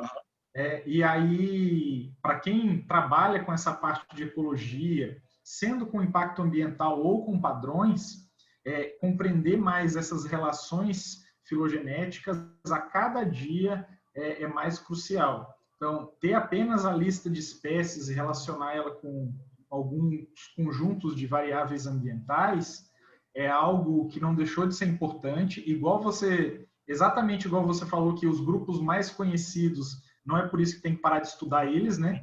Para a gente também, mas para a gente é muito bom ver você falar sobre esses avanços dos estudos das relações e até mesmo dos grupos que estão mais avançados, os menos avançados, porque para todo mundo que está assistindo aqui, isso são oportunidades. Nossa. Grupos que a gente tem que não são muito estudados, que a gente tem um conhecimento que não está muito avançado com essas relações, é um prato cheio para quem quer começar uma carreira sistemática, né? E isso, assim, eu falei até ordem, né? E quando a gente vai de ordem, né, para a família, aí a situação é muito mais crítica, né? Aí tem muito mais pergunta mal respondida do que bem respondida, né? Então tem muita coisa para fazer, né? Como eu fiquei restrito, né? Mas, por exemplo, se eu for falar de efemeróptera, né, tem muita coisa das relações internas de efemeróptera que ainda precisam ser estudadas, né? E relações entre espécies, então, a gente tem para pouquíssimos grupos. Então, tem uma área realmente gigantesca aí para quem quer trabalhar com sistemática, né? Grupo taxonômico não falta. Assim, né? Sim, com certeza. E essa relação que você fez, né, entre a sistemática, né, entre a filogenia e a área de vocês é perfeito. Quer dizer, quando a gente tem conhecimento sobre as relações filogenéticas dos grupos que a gente está estudando, seja num aspecto ecológico ou não, isso aumenta o nosso poder de discussão, né, de compreensão do que está acontecendo. Ajuda demais. Sim. Fred, o povo ainda está um pouco tímido aqui nas perguntas, aí eu vou continuar, porque eu ficaria... Ô, Brasil. Oi? Desculpa, tem eu e uma outra pessoa pedindo para fazer uma pergunta aqui. Ah, tá. Escreveu no chat. É que eu não consegui ver na fila do chat aqui. Pode começar então, Freitas. Então tá. Fred, obrigado pela palestra. Eu preciso urgentemente atualizar minhas aulas de invertebrados. Esses últimos 4 anos eu estava afastado para o doutorado, então agora que terminei, vou começar a dar aula de novo, preciso atualizar com muita Aí eu urgência. compartilho com você as coisas depois que eu tenho aqui, mais recentes. Beleza, obrigado. Eu sei que o tema e a sua ênfase profissional é inseto, né? Mas eu fiquei muito curioso quando você falou sobre o grupo irmão de Hexapoda, e aí você demonstrou que provavelmente é um crustáceo, né? E o que torna, então, automaticamente crustáceo um grupo parafilético. Isso. Ninguém nunca... Como é que... Tu tem alguma noção do que está sendo feito com relação a esse grupo? Se eles vão desvincular de crustáceo mesmo? Porque uma vez que fica parafilético, eu sei que, né, didaticamente, o nome permanece, como permaneceu répteis, né? Sim, é exatamente a mesma situação dos répteis, né? Quer dizer, aves estão para os répteis da mesma maneira que os insetos estão para os crustáceos, né? É exatamente a mesma coisa. Então não E tem nenhum corajoso que resolveu tirar crustáceo, aquele grupo que eu esqueci o nome agora, de crustáceo, por Hemipédia. exemplo. Não, Hemipédia. porque não dá, porque Hemipédia e Equisápoda estão ainda, os dois ainda estão dentro dos crustáceos, sabe? Não tem como dissociar, sabe? Não tem como dissociar. As pessoas hoje em dia, né, o nome que as pessoas estão usando para esse grupo, que inclui Equisápoda e Pancrustácea, né, a maioria dos autores chama de Pancrustácea. Mas para mim está errado. Assim, eu defendo chamar inseto de crustáceo. Para mim, inseto é um crustáceo. Para mim, não, né? As árvores estão mostrando isso, as análises estão mostrando isso. Os insetos eles são crustáceos que invadiram o ambiente terrestre há 500 milhões de anos aproximadamente. Eles são crustáceos, né? Mas as pessoas estão chamando o grupo como um todo de pancrustácea. Eu sempre brigo com isso. Para mim, tinha que chamar de crustácea. Falar inseto faz parte de crustácea, é um grupo dentro de crustácea e pronto. Rapaz, eu vou te falar que eu tô tão surpreso quanto na época da graduação eu descobri que aves era grupo de répteis. Mas é exatamente a mesma sensação, assim, né? Como Tô assim, né? Parece que impressionado. estão roubando um grupo de você, né? Não, Exato, exato. E aí, uma grupos outra somos todos pergunta. peixes aí que o Luciano está falando exatamente, Luciano. Somos todos peixes, os insetos são crustáceos, as aves são répteis. Que bagunça. Mas então, e aí a minha outra pergunta, de repente, nesse meio social entre os pesquisadores, eu queria te perguntar se você acha que está havendo uma renovação, ou pelo menos se os profissionais, eles são de meia idade, eles estão formando alunos, porque essa preocupação ela existe, não adianta o surgimento de novas técnicas, como a molecular, por exemplo, que vai decifrar muito ainda tem muito Uhum. para decifrar, mas se não tem profissionais sendo formados, né? Então, daqui a pouco vocês vão formar, vocês, eu digo a gente, profissionais que sabem mexer em bancos de dados moleculares e em Sim. programas, mas você não Uhum. vai formar com aquela veia naturalista, né, e tal. Então, Exato. O cara não o sabe. que você vê desse panorama de inseto, por exemplo? Não, para inseto eu sou bastante otimista. Eu acho que dentro da entomologia existe, eu vejo muito isso aqui no Brasil. Assim, eu vejo com bons olhos o número de pessoas trabalhando com sistemática de insetos no Brasil. Tá? Eu não sei, né, com relação às outras ordens, né, é mais fácil falar do grupo que eu trabalho, né? Efemeróptera, por exemplo, hoje em dia é o Brasil é o país no mundo que mais tem pessoas estudando sistemática de efemeróptera. Tá? Eu vejo que esse número de especialistas em efemeróptera caiu muito no hemisfério norte, então você vai dos Estados Unidos, Canadá, Europa, você tem poucas pessoas, tá? Mas no Brasil tem muita gente ainda. Né? E quando eu participo dos congressos de zoologia, eu não sei se tem um viés aí dos encontros que eu busco do congresso, mas eu vejo muita gente trabalhando com sistemática de insetos. Tá? Agora, você fez uma pergunta interessante que eu nunca tinha parado para pensar. Tem muita gente trabalhando com grupos, né? Com grupos menos inclusivos. Agora, trabalhando com grupos assim como... Eu não vejo novos estudantes, né? Eu não tenho conhecimento, pelo menos assim, de novos estudantes se formando para trabalhar com essas questões maiores, de, por exemplo, como são as relações dentro de Polineóptera, como são as relações dentro de Holometábula, né? Essas questões maiores eu vejo elas sendo respondidas por pesquisadores mais experientes. Eu não sei né? Como que estão esses pesquisadores, se eles estão formando alunos, sabe? Aí eu já não sei. Mas eu vejo assim, no Brasil, apesar de todos os nossos problemas, apesar da sistemática e da taxonomia ser negligenciada, eu ainda vejo assim que nós somos um bom polo na formação de taxonomistas e de sistematas, melhor do que eu vejo fora do Brasil. Eu até acho, para finalizar, que essas questões maiores realmente vai depender muito da experiência, né? Então, uma Sim. pessoa, um aluno, provavelmente ele vai começar ali na sua iniciação científica, que está no mestrado, respondendo uma pergunta menor, né? Querendo ou não. Eu vejo isso também. E o que não tem problema nenhum, porque, na Uhum. verdade, essas relações maiores, elas acabam ganhando força quando você tem relações a nível mais refinado definidas, né? Então Uhum. acho que é interessante. Mas de qualquer forma, muito obrigado. Me deu um saudosismo aqui da minha graduação, algumas 2 décadas atrás. E obrigado, valeu. Nada, por nada. Obrigado pela pergunta. Obrigado, Freitas. Eu vi aqui que tem outra pergunta, eu já vou chamar, mas só para quem não sabe, assim, então eu acho que esse grande número de pessoas trabalhando com efemeróptera, esses mais jovens, grande parte deles, eles começaram a partir de uma tese que se chama A Ordem Efemeróptera no Brasil, Taxonomia e Diversidade, que foi apresentada em 2006. Para quem não sabe, eu fazia iniciação científica e trabalhava com efemeróptera, e assim, a tese do Fred, que é essa que eu acabei de citar para vocês, foi um divisor de águas. E aí, a forma que você apresentou as chaves, os desenhos, foi algo que ajudou muitas pessoas a entrarem no mundo dos efemerópteros. Talvez fique uma dica para o pessoal que trabalha com outros grupos que queira dar mais visibilidade. É um bom exercício olhar a sua tese, aquelas chaves. Hoje já estão online as chaves, já estão muito mais interativas, porque é um modelo que, para quem veio de outras áreas, é sedutor para fazer a pessoa se introduzir a isso. Não é feita simplesmente para especialistas. Então, com certeza tem um efeito fundador enorme da sua tese para frente nesse grande número de pessoas. Então, primeiro tem uma pergunta do Fernando Filho. Por favor, Fernando, pode abrir o seu microfone, seu vídeo, se puder. Olá, todo mundo escutando? Sim.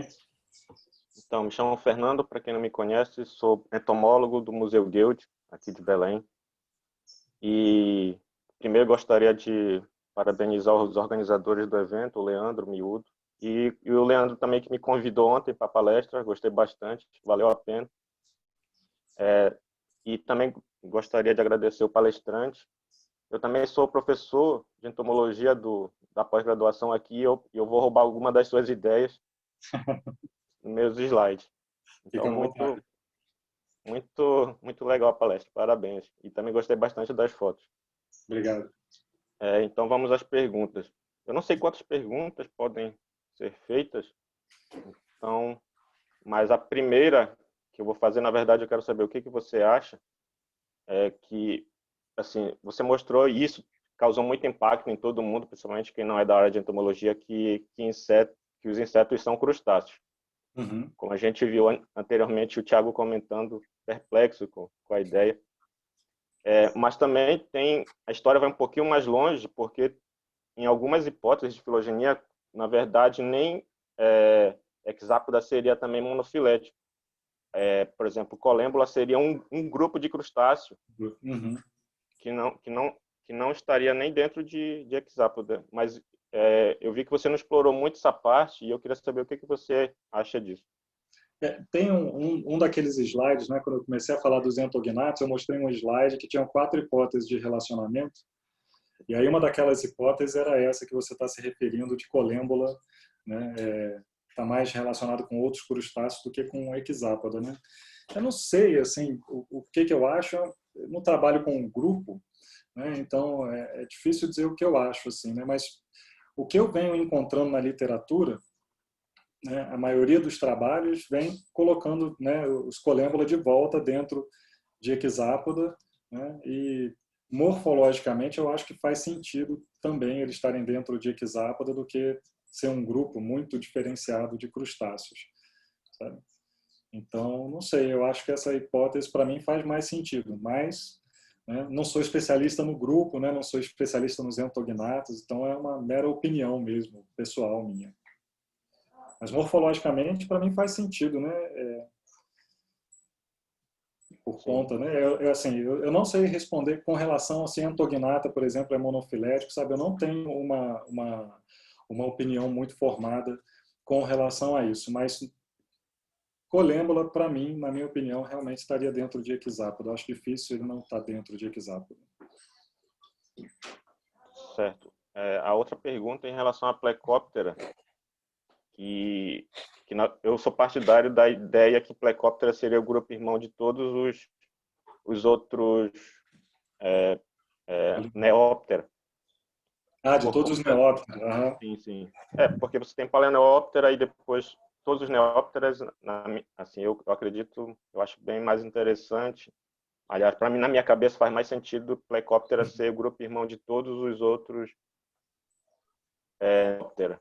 Por conta, e na minha cabeça, os ancestrais dos insetos Neópteras eram os imaturos eram aquáticos, e isso ainda, na minha visão, ficou retido em Plecóptera. Uhum. Daí você apresentou uma outra hipótese que, na verdade, Plecóptera é o grupo irmão de todos os outros Neópteras, exceto Embióptera e Dermáptera, eu acho. Zoráptera e Dermáptera. Sim. Aí vem duas perguntas em relação a esse trabalho que eu ainda não conheço. Uhum. Em relação a Zoráptera e Plecóptera. Plecóptera parece muito mais dentro de Neóptera do que antes, e que Zoráptera fica oscilando ou fora de Neóptera, como grupo irmão de todos os outros, junto com Dermáptera, ou como você mostrou, dentro de Paraneóptera. Então, eu queria saber qual é a sua preferida dessas duas. Olha, aí eu acho que pelo o trabalho, né? Eu falei para vocês, né, que eu li alguns trabalhos recentes, principalmente de um autor russo, que é o Nikita Klug, que trabalha muito com efemeróptera, né? Ele tem um trabalho onde ele coloca Zoráptera junto com os Acercaria, né? E ele tem uma série de características morfológicas, agora eu não vou lembrar exatamente todas, né, para justificar essa alocação de Zoráptera junto com os Paraneóptera, né? O fato dele colocar Zoráptera junto com os outros Paraneóptera me deixa com a pulga atrás da orelha, porque esse pesquisador ele é um excelente morfologista, né? Ele usa, né, ele faz filogenias, né, do jeito dele, da cabeça dele, né? Ele vai e fala, isso aqui é uma sinapomorfia, e aí ele vai e forma os grupos a partir daquela sinapomorfia que ele não testa com relação aos demais caracteres, né? Para efemeróptera ele faz isso demais, e para muitos grupos ele acerta, né? Para muitos grupos a gente depois faz a nossa hipótese filogenética, né? Faz uma matriz, constrói, faz a árvore e encontra resultados semelhantes ao que ele encontra. Então, assim, tudo o que ele fala eu paro para prestar um pouquinho de atenção, porque como ele tem muito conhecimento de morfologia, ele consegue detectar muito bem essas sinapomorfias, sabe? E aí ele coloca essas sinapomorfias para incluir Zoráptera junto com os demais Acercaria, né? Por outro lado, né, o fato de Zoráptera ter os cercos, né, bom, se bem que isso daí seria plesiomórfico dentro do grupo, né, mas o fato de todos esses trabalhos com dados moleculares recuperarem Zoráptera com Polineóptera, eu acho muito difícil que realmente ele seja grupo, que ele esteja inserido com os demais Acercaria, sabe? Então eu na minha visão eu fico mais inclinado para aceitar Zoráptera dentro de Polineóptera, porque são muitos trabalhos, né, com dados moleculares que alocam eles lá, e morfológicos também, são poucos os que incluem eles dentro de Paraneóptera. Em relação à Plecóptera? Em relação à Plecóptera, você falou uma coisa que eu achei bacana você ter levantado, né?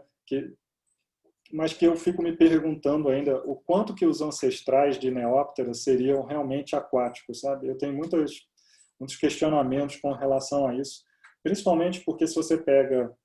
A gente tem dois problemas, né? Um dos problemas é que para o ancestral de Neóptera ser aquático, né? O ancestral de Neóptera, desculpa, para o ancestral de Pterigota ser aquático, né? A gente tem que imaginar que a grande maioria de todos aqueles grupos extintos que eu mostrei, né, de Paleodictyoptérida, né, e de Panephemeróptera e de Protodonata seriam aquáticos também, né, e a gente não tem evidências disso. Né? Por exemplo, tem Paleodictyópteras que são terrestres, que os imaturos são terrestres. Então, assim, eu tenho minhas dúvidas com relação a se esse organismo ele realmente era aquático ou não. Apesar de ser um defensor da teoria branquial, de gostar muito da teoria branquial de origem das asas, faria sentido com isso que você está falando.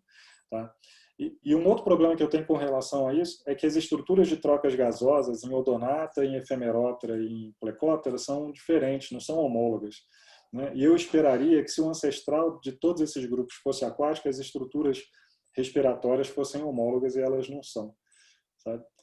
Então, diante dessa situação, eu realmente, assim, eu não sei te responder, não sei dar minha opinião sobre quem é o grupo irmão de Plecóptera, sabe? Não sei, mas acho interessante essa hipótese de 2014 que coloca eles dentro de Polineóptera, né, como grupo irmão de praticamente todo mundo, com exceção de Zoráptera e de Dermáptera, né, que a gente falou. Até. Mas não sei. É difícil, né? Porque assim, é difícil te dar uma resposta assim. Você tem tantas evidências, né, na literatura, né, que o que eu acho assim é um pouco complicado de afirmar. Né? Mas com base na literatura, eu acho que essa hipótese de Plecóptera dentro de Polineóptera faz sentido. Com base na literatura e com base nisso que eu te falei, que para mim eu não acho que o ancestral dos Pterigota tenha sido aquático, não. Certo. Então, a última pergunta, posso fazer mais uma, Leandro? Pode sim. Fred, tá tudo bem para você? Tô tranquilo. Pelo tempo? Então tá bom. Fica à vontade, Fernando. Obrigado. Uma pergunta que não tem muita relação com a palestra. Qual é a lente que você usa para você fazer as fotos dos insetos? Eu uso uma 105. Eu trabalho com Nikon. E aí uso a 105 e eventualmente eu uso uma Hinox quando o inseto é muito pequeno, mas eu uso muito pouco ela. Assim. Obrigado. Parabéns de novo pela palestra. Gostei bastante. Falou, obrigado a você pelas perguntas, Fernando. Muito obrigado, Fernando. A gente fica muito feliz de conseguir trazer temas aqui no nosso evento. A gente sempre busca temas que fogem apenas das coisas que a gente trabalha, que a intenção de fazer esse evento é ampliar e até trazer públicos distintos. Então, a palestra sua, Fred, trouxe o pessoal, por exemplo, aqui de Belém do Guild, que é mais da sistemática, que não trabalha com as coisas diretamente que a gente trabalha. Então, perfeito, é realmente o que a gente quer, cada vez integrar mais e trazer mais gente para a nossa comunidade. Uhum. Tem uma pergunta aqui do Álvaro Domingues. Fred, eu tenho uma dúvida, eu já li um artigo publicado na Science em 2014, colocando como resolvida a questão da evolução dos insetos usando os dados moleculares. Quero saber o que você acha sobre se apenas com os dados moleculares é suficiente para tentar resolver uma questão tão ampla? Obrigado pela pergunta, Álvaro. Ótima pergunta.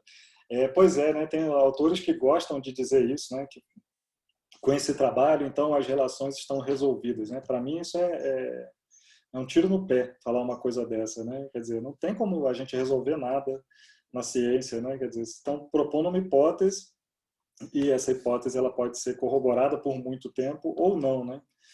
Então, acho complicado isso. Com relação aos dados moleculares, eu acho que os dados moleculares eles são uma ferramenta importantíssima, né? Eles estão ajudando demais a gente entender, né? A gente tem muitas homoplasias quando a gente estuda os caracteres morfológicos, isso atrapalha muito, né? Engana muito a gente quando a gente vai fazer nossas análises, e eu acho que os dados moleculares eles são essenciais. Tá? Mas eu não acho que eles sozinhos Eu não acho que eles são suficientes, né? Eu acho que a gente tem que trabalhar com dados moleculares e tem que trabalhar com dados morfológicos também. Eu não sou, né, até por conta da minha carreira, né? Eu trabalhei, né, com dados moleculares, com outros pesquisadores que entendem de dados moleculares especificamente, né? Mas eu sempre fui uma pessoa que trabalhou com dados morfológicos e eu não consigo dissociar, sabe, achar que uma filogenia ela deve ser feita só com dados moleculares, não. Eu acho que para resolver as coisas bem resolvidas, eu acho que a gente tem que usar os dois tipos de dados, tá? Não só os moleculares. Sim. Se quiser complementar alguma coisa sobre a pergunta, pode abrir o microfone e contribuir. Aqui surgiu uma nova pergunta no chat, eu acho que é uma pergunta, deixa eu ver. Fazer uma filogenia molecular e mapear a evolução das características usadas tradicionalmente na classificação dos grupos é uma boa opção? John, eu acho que John é um aluno meu. Tudo bom, John? Não, eu acho que é uma boa opção. Eu acho que é uma boa opção, mas eu acho que dá para se trabalhar com os dois dados na sua análise, né? Eu acho que tem como se trabalhar com os dois dados, apesar da quantidade de dados moleculares ser infinitamente maior do que os dados morfológicos. Mas existem alternativas para se trabalhar bem com os dados morfológicos em conjunto com os dados moleculares. Essa é uma opção. Uhum. Fred, eu vou fazer uma pergunta aqui e a sua resposta pode me colocar um pouco em pânico no futuro. Vamos lá. Com base nisso que vocês vêm falando, pensando para quem trabalha com ecologia, distribuição dos bichos, quando a gente afunila muito apenas para a parte molecular, isso inviabiliza que você colete uma comunidade e consiga ter uma tabela com espécies. Se a gente tivesse identificação apenas molecular, hoje não é viável, pelo menos, a gente ter identificação de todos os indivíduos numa coleta padronizada das quais a gente usa. Você acha que essa cultura que a gente tem de sempre ter uma forma, ou na maioria dos casos ter uma forma de identificar a partir dessas questões morfológicas, ela deve permanecer? Porque, caso contrário, boa parte da forma que a gente trabalha, ela vai se modificar. Porque depois de coleta, que algo é coletado, a gente passa pela identificação, né? E que ela não é rápida, mas ela funciona porque o manejo o manejo e a forma de apresentação ela está seguindo. E evoluindo para uma parte estritamente molecular, isso pode inviabilizar um pouco essa forma de trabalho que a gente vem desenvolvendo para quem coleta e analisa em campo. Leandro, eu acho que assim, a gente vai demorar muito para trabalhar, eu acho, né? Trabalhar com molecular no Brasil ainda é muito caro, né? E a gente ainda desconhece grande parte da nossa diversidade, né? Mas vai chegar um momento que, não sei daqui a quantos anos, no nosso caso, né, no caso da Brasil, que a gente vai ter uma biblioteca, né, de DNA das nossas espécies, que a gente vai conseguir trabalhar dessa maneira aí que você está pensando, né? O estudante ele vai para o campo, ele vai fazer lá, vai usar o DNA ambiental, alguma coisa assim, ele vai conseguir puxar uma lista das espécies que ocorrem naquele local, sabe? Mas eu acho que a gente ainda vai demorar muito para conseguir chegar nesse estágio, né? A gente tem duas dificuldades para isso. A primeira delas é a grande diversidade que a gente tem, o grande número de táxons não descritos que a gente tem, né? Imagina quanto tempo não vai demorar para a gente conseguir fazer uma boa biblioteca, né, com as espécies que ocorrem num determinado local. E ainda tem a questão do preço, né, do valor, que para a gente essas análises ainda são muito caras. Tá? Mas eu vejo num futuro, aí, só não sei quando isso, as pessoas trabalhando basicamente com DNA ambiental, para saber o que tem num riacho, por exemplo, alguma coisa assim. O futuro é esse, só não sei quando é que ele chega. Ah, sim, é sensacional. Essa ideia do DNA ambiental seria sensacional até para a gente conseguir além e identificar, quantificar organismos que a gente até mesmo, nem por um problema taxonômico, não chegando nessa escala, mas por um problema de método de coleta mesmo, às vezes a gente é seletivo, né? E a gente não consegue amostrar bem. Então, com certeza, quando a gente chegar nesse ponto, eu acredito que até os padrões gerais que a gente está vendo de diversidade, eles vão ser muito relevantemente reanalisados para a gente ver se realmente isso que a gente viu nessas formas tradicionais de trabalhar, de coletar com 1, 2 ou 3 métodos, ela estava refletindo bem esses padrões que deve ser mais bem amostrado com o DNA ambiental, por exemplo. Vamos ver, né? Aquilo que eu mostrei para vocês, né? Mostrei aquelas filogenias antigas, né? Do início do século XX. Muita coisa a gente está recuperando hoje em dia com os dados moleculares. Os caras trabalhavam lá com poucos dados morfológicos, com equipamentos ruins, mas eles eram bons de serviço, né? E a gente encontra hoje em dia, mesmo trabalhando com sei lá quantos pares de base, a gente encontra resultados que corroboram as hipóteses de autores do século XX. Então pode ser que a sua preocupação seja em vão daqui a que bom. A gente tem um exemplo na ecologia, na macroecologia de forma geral, que lá nos anos 80, o professor José Alexandre Diniz Filho, da UFG, de lá para cá, eles começaram a trabalhar um pouco com modelo de nicho ecológico para fazer a predição da distribuição potencial das espécies. A gente não tem uma amostragem muito consolidada para pontos de ocorrência, então aqueles polígonos antigos que eram feitos, às vezes eles não eram muito eficientes. E aí o que eu vi numa revisão que ele comenta, que o conhecimento que se tinha de pontos de ocorrência de alguns grupos de mamíferos dos anos 80 era meio similar ao que a gente tem de alguns insetos mais bem estudados hoje. E aí os modelos dos anos 80, mesmo com algoritmos mais simples e sem tanto poder matemático, que melhoraram muito os algoritmos, eles já acertaram muito. Então, provavelmente, mesmo com falta de conhecimento, a gente já tem hoje capacidade de fazer bons modelos e entender a distribuição das espécies. Então, nesse sentido, a gente historicamente tem umas evidências que quando tudo é bem pensado, às vezes mesmo de uma forma mais basal, a gente já consegue identificar pelo menos os padrões mais gerais das relações das respostas, né? A gente tem que pensar o seguinte, são duas coisas, né? A gente tem as ferramentas e tem os pesquisadores. Né? Não adianta nada a gente ter excelentes ferramentas se os pesquisadores não acompanham as ferramentas.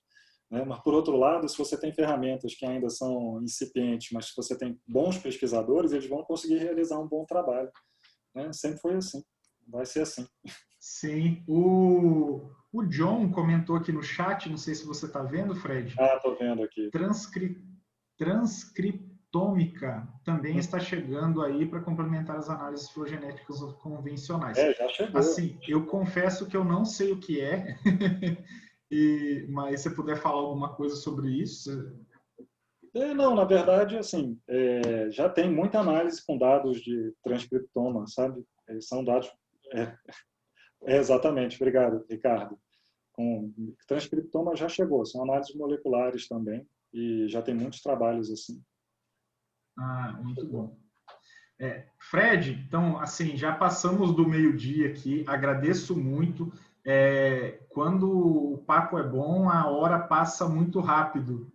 Então, assim, agradeço ao público que está por aqui até agora. A gente chegou lá para 60 pessoas, e aí a gente entende que perto do horário de almoço, no ensino remoto, muita gente tem que sair para resolver algum problema ou outro, mas essa palestra vai ficar disponível no nosso canal do YouTube, do Comunica Labeco, e aí, por favor, repassem, quem quiser tirar uma dúvida, ver os artigos que o Fred falou, podem voltar no YouTube, olhar com calma, anotar tudo. O Fred passou o e-mail dele também, ele disse que está disponível. E depois que tiver vacina, para quem tem interesse de conhecer o Fred, pelo menos a cada 2 anos a gente tem um contrato que a gente quer ver se traz o Fred para Belém. Então, para quem é de Belém, pode esperar aí que nos próximos anos, logo, logo ele estará por aqui e vai poder conhecer ele pessoalmente. Não vai demorar muito, eu espero. Inshallah. Tá bom. Pessoal, eu vou pedir que, para quem puder, que estiver aqui, abra as câmeras, por favor, para a gente tirar uma foto. Leandro, deixa eu só agradecer mais uma vez, então, o convite. Tá? Queria agradecer a todo mundo que ficou aí, agradecer pela atenção de vocês, foi um prazer. E como o Leandro falou, né, minha área efetivamente são os efemeróptera, né? Essa palestra que eu apresentei para vocês é a palestra do professor de entomologia, não do pesquisador de efemeróptera. Mas quem quiser entrar em contato comigo, tem todos esses artigos que eu comentei com vocês, né? Eu posso passar uma lista para vocês desses artigos, o que vocês quiserem, né? Eu tento ser acessível, diante da minha limitação de tempo, eu tento ser o mais acessível possível para todo mundo, então fiquem à vontade, quem quiser entrar em contato comigo. Obrigado. Tá ótimo. Fred, muito obrigado, viu, pela disponibilidade, foi excelente. Também tive várias memórias assim da minha época de graduação. Eu prestei um concurso na Federal para sistemática de invertebrados. É mesmo? Eu não sabia disso. Eu tive que estudar tudo isso. Bacana, obrigado. Mas valeu, Bildo, arruma a tela com todo mundo que eu não consigo aqui, eu tô apanhando pro... Eu tô vendo, você tá me chamando em sala já, você já mandou grupo. Pode deixar aqui. Eu tô apanhando aqui, arruma aí para tirar foto, por favor. Pessoal, abre a câmera, sorrisos. E daí depois a gente põe nos grupos as fotos. Valeu, gente. Feito. Falou, pessoal. Muito obrigado, pessoal. Fred, muito obrigado mesmo. É um prazer. Valeu, Fred. Obrigado. Se cuidem aí, todo mundo. Valeu.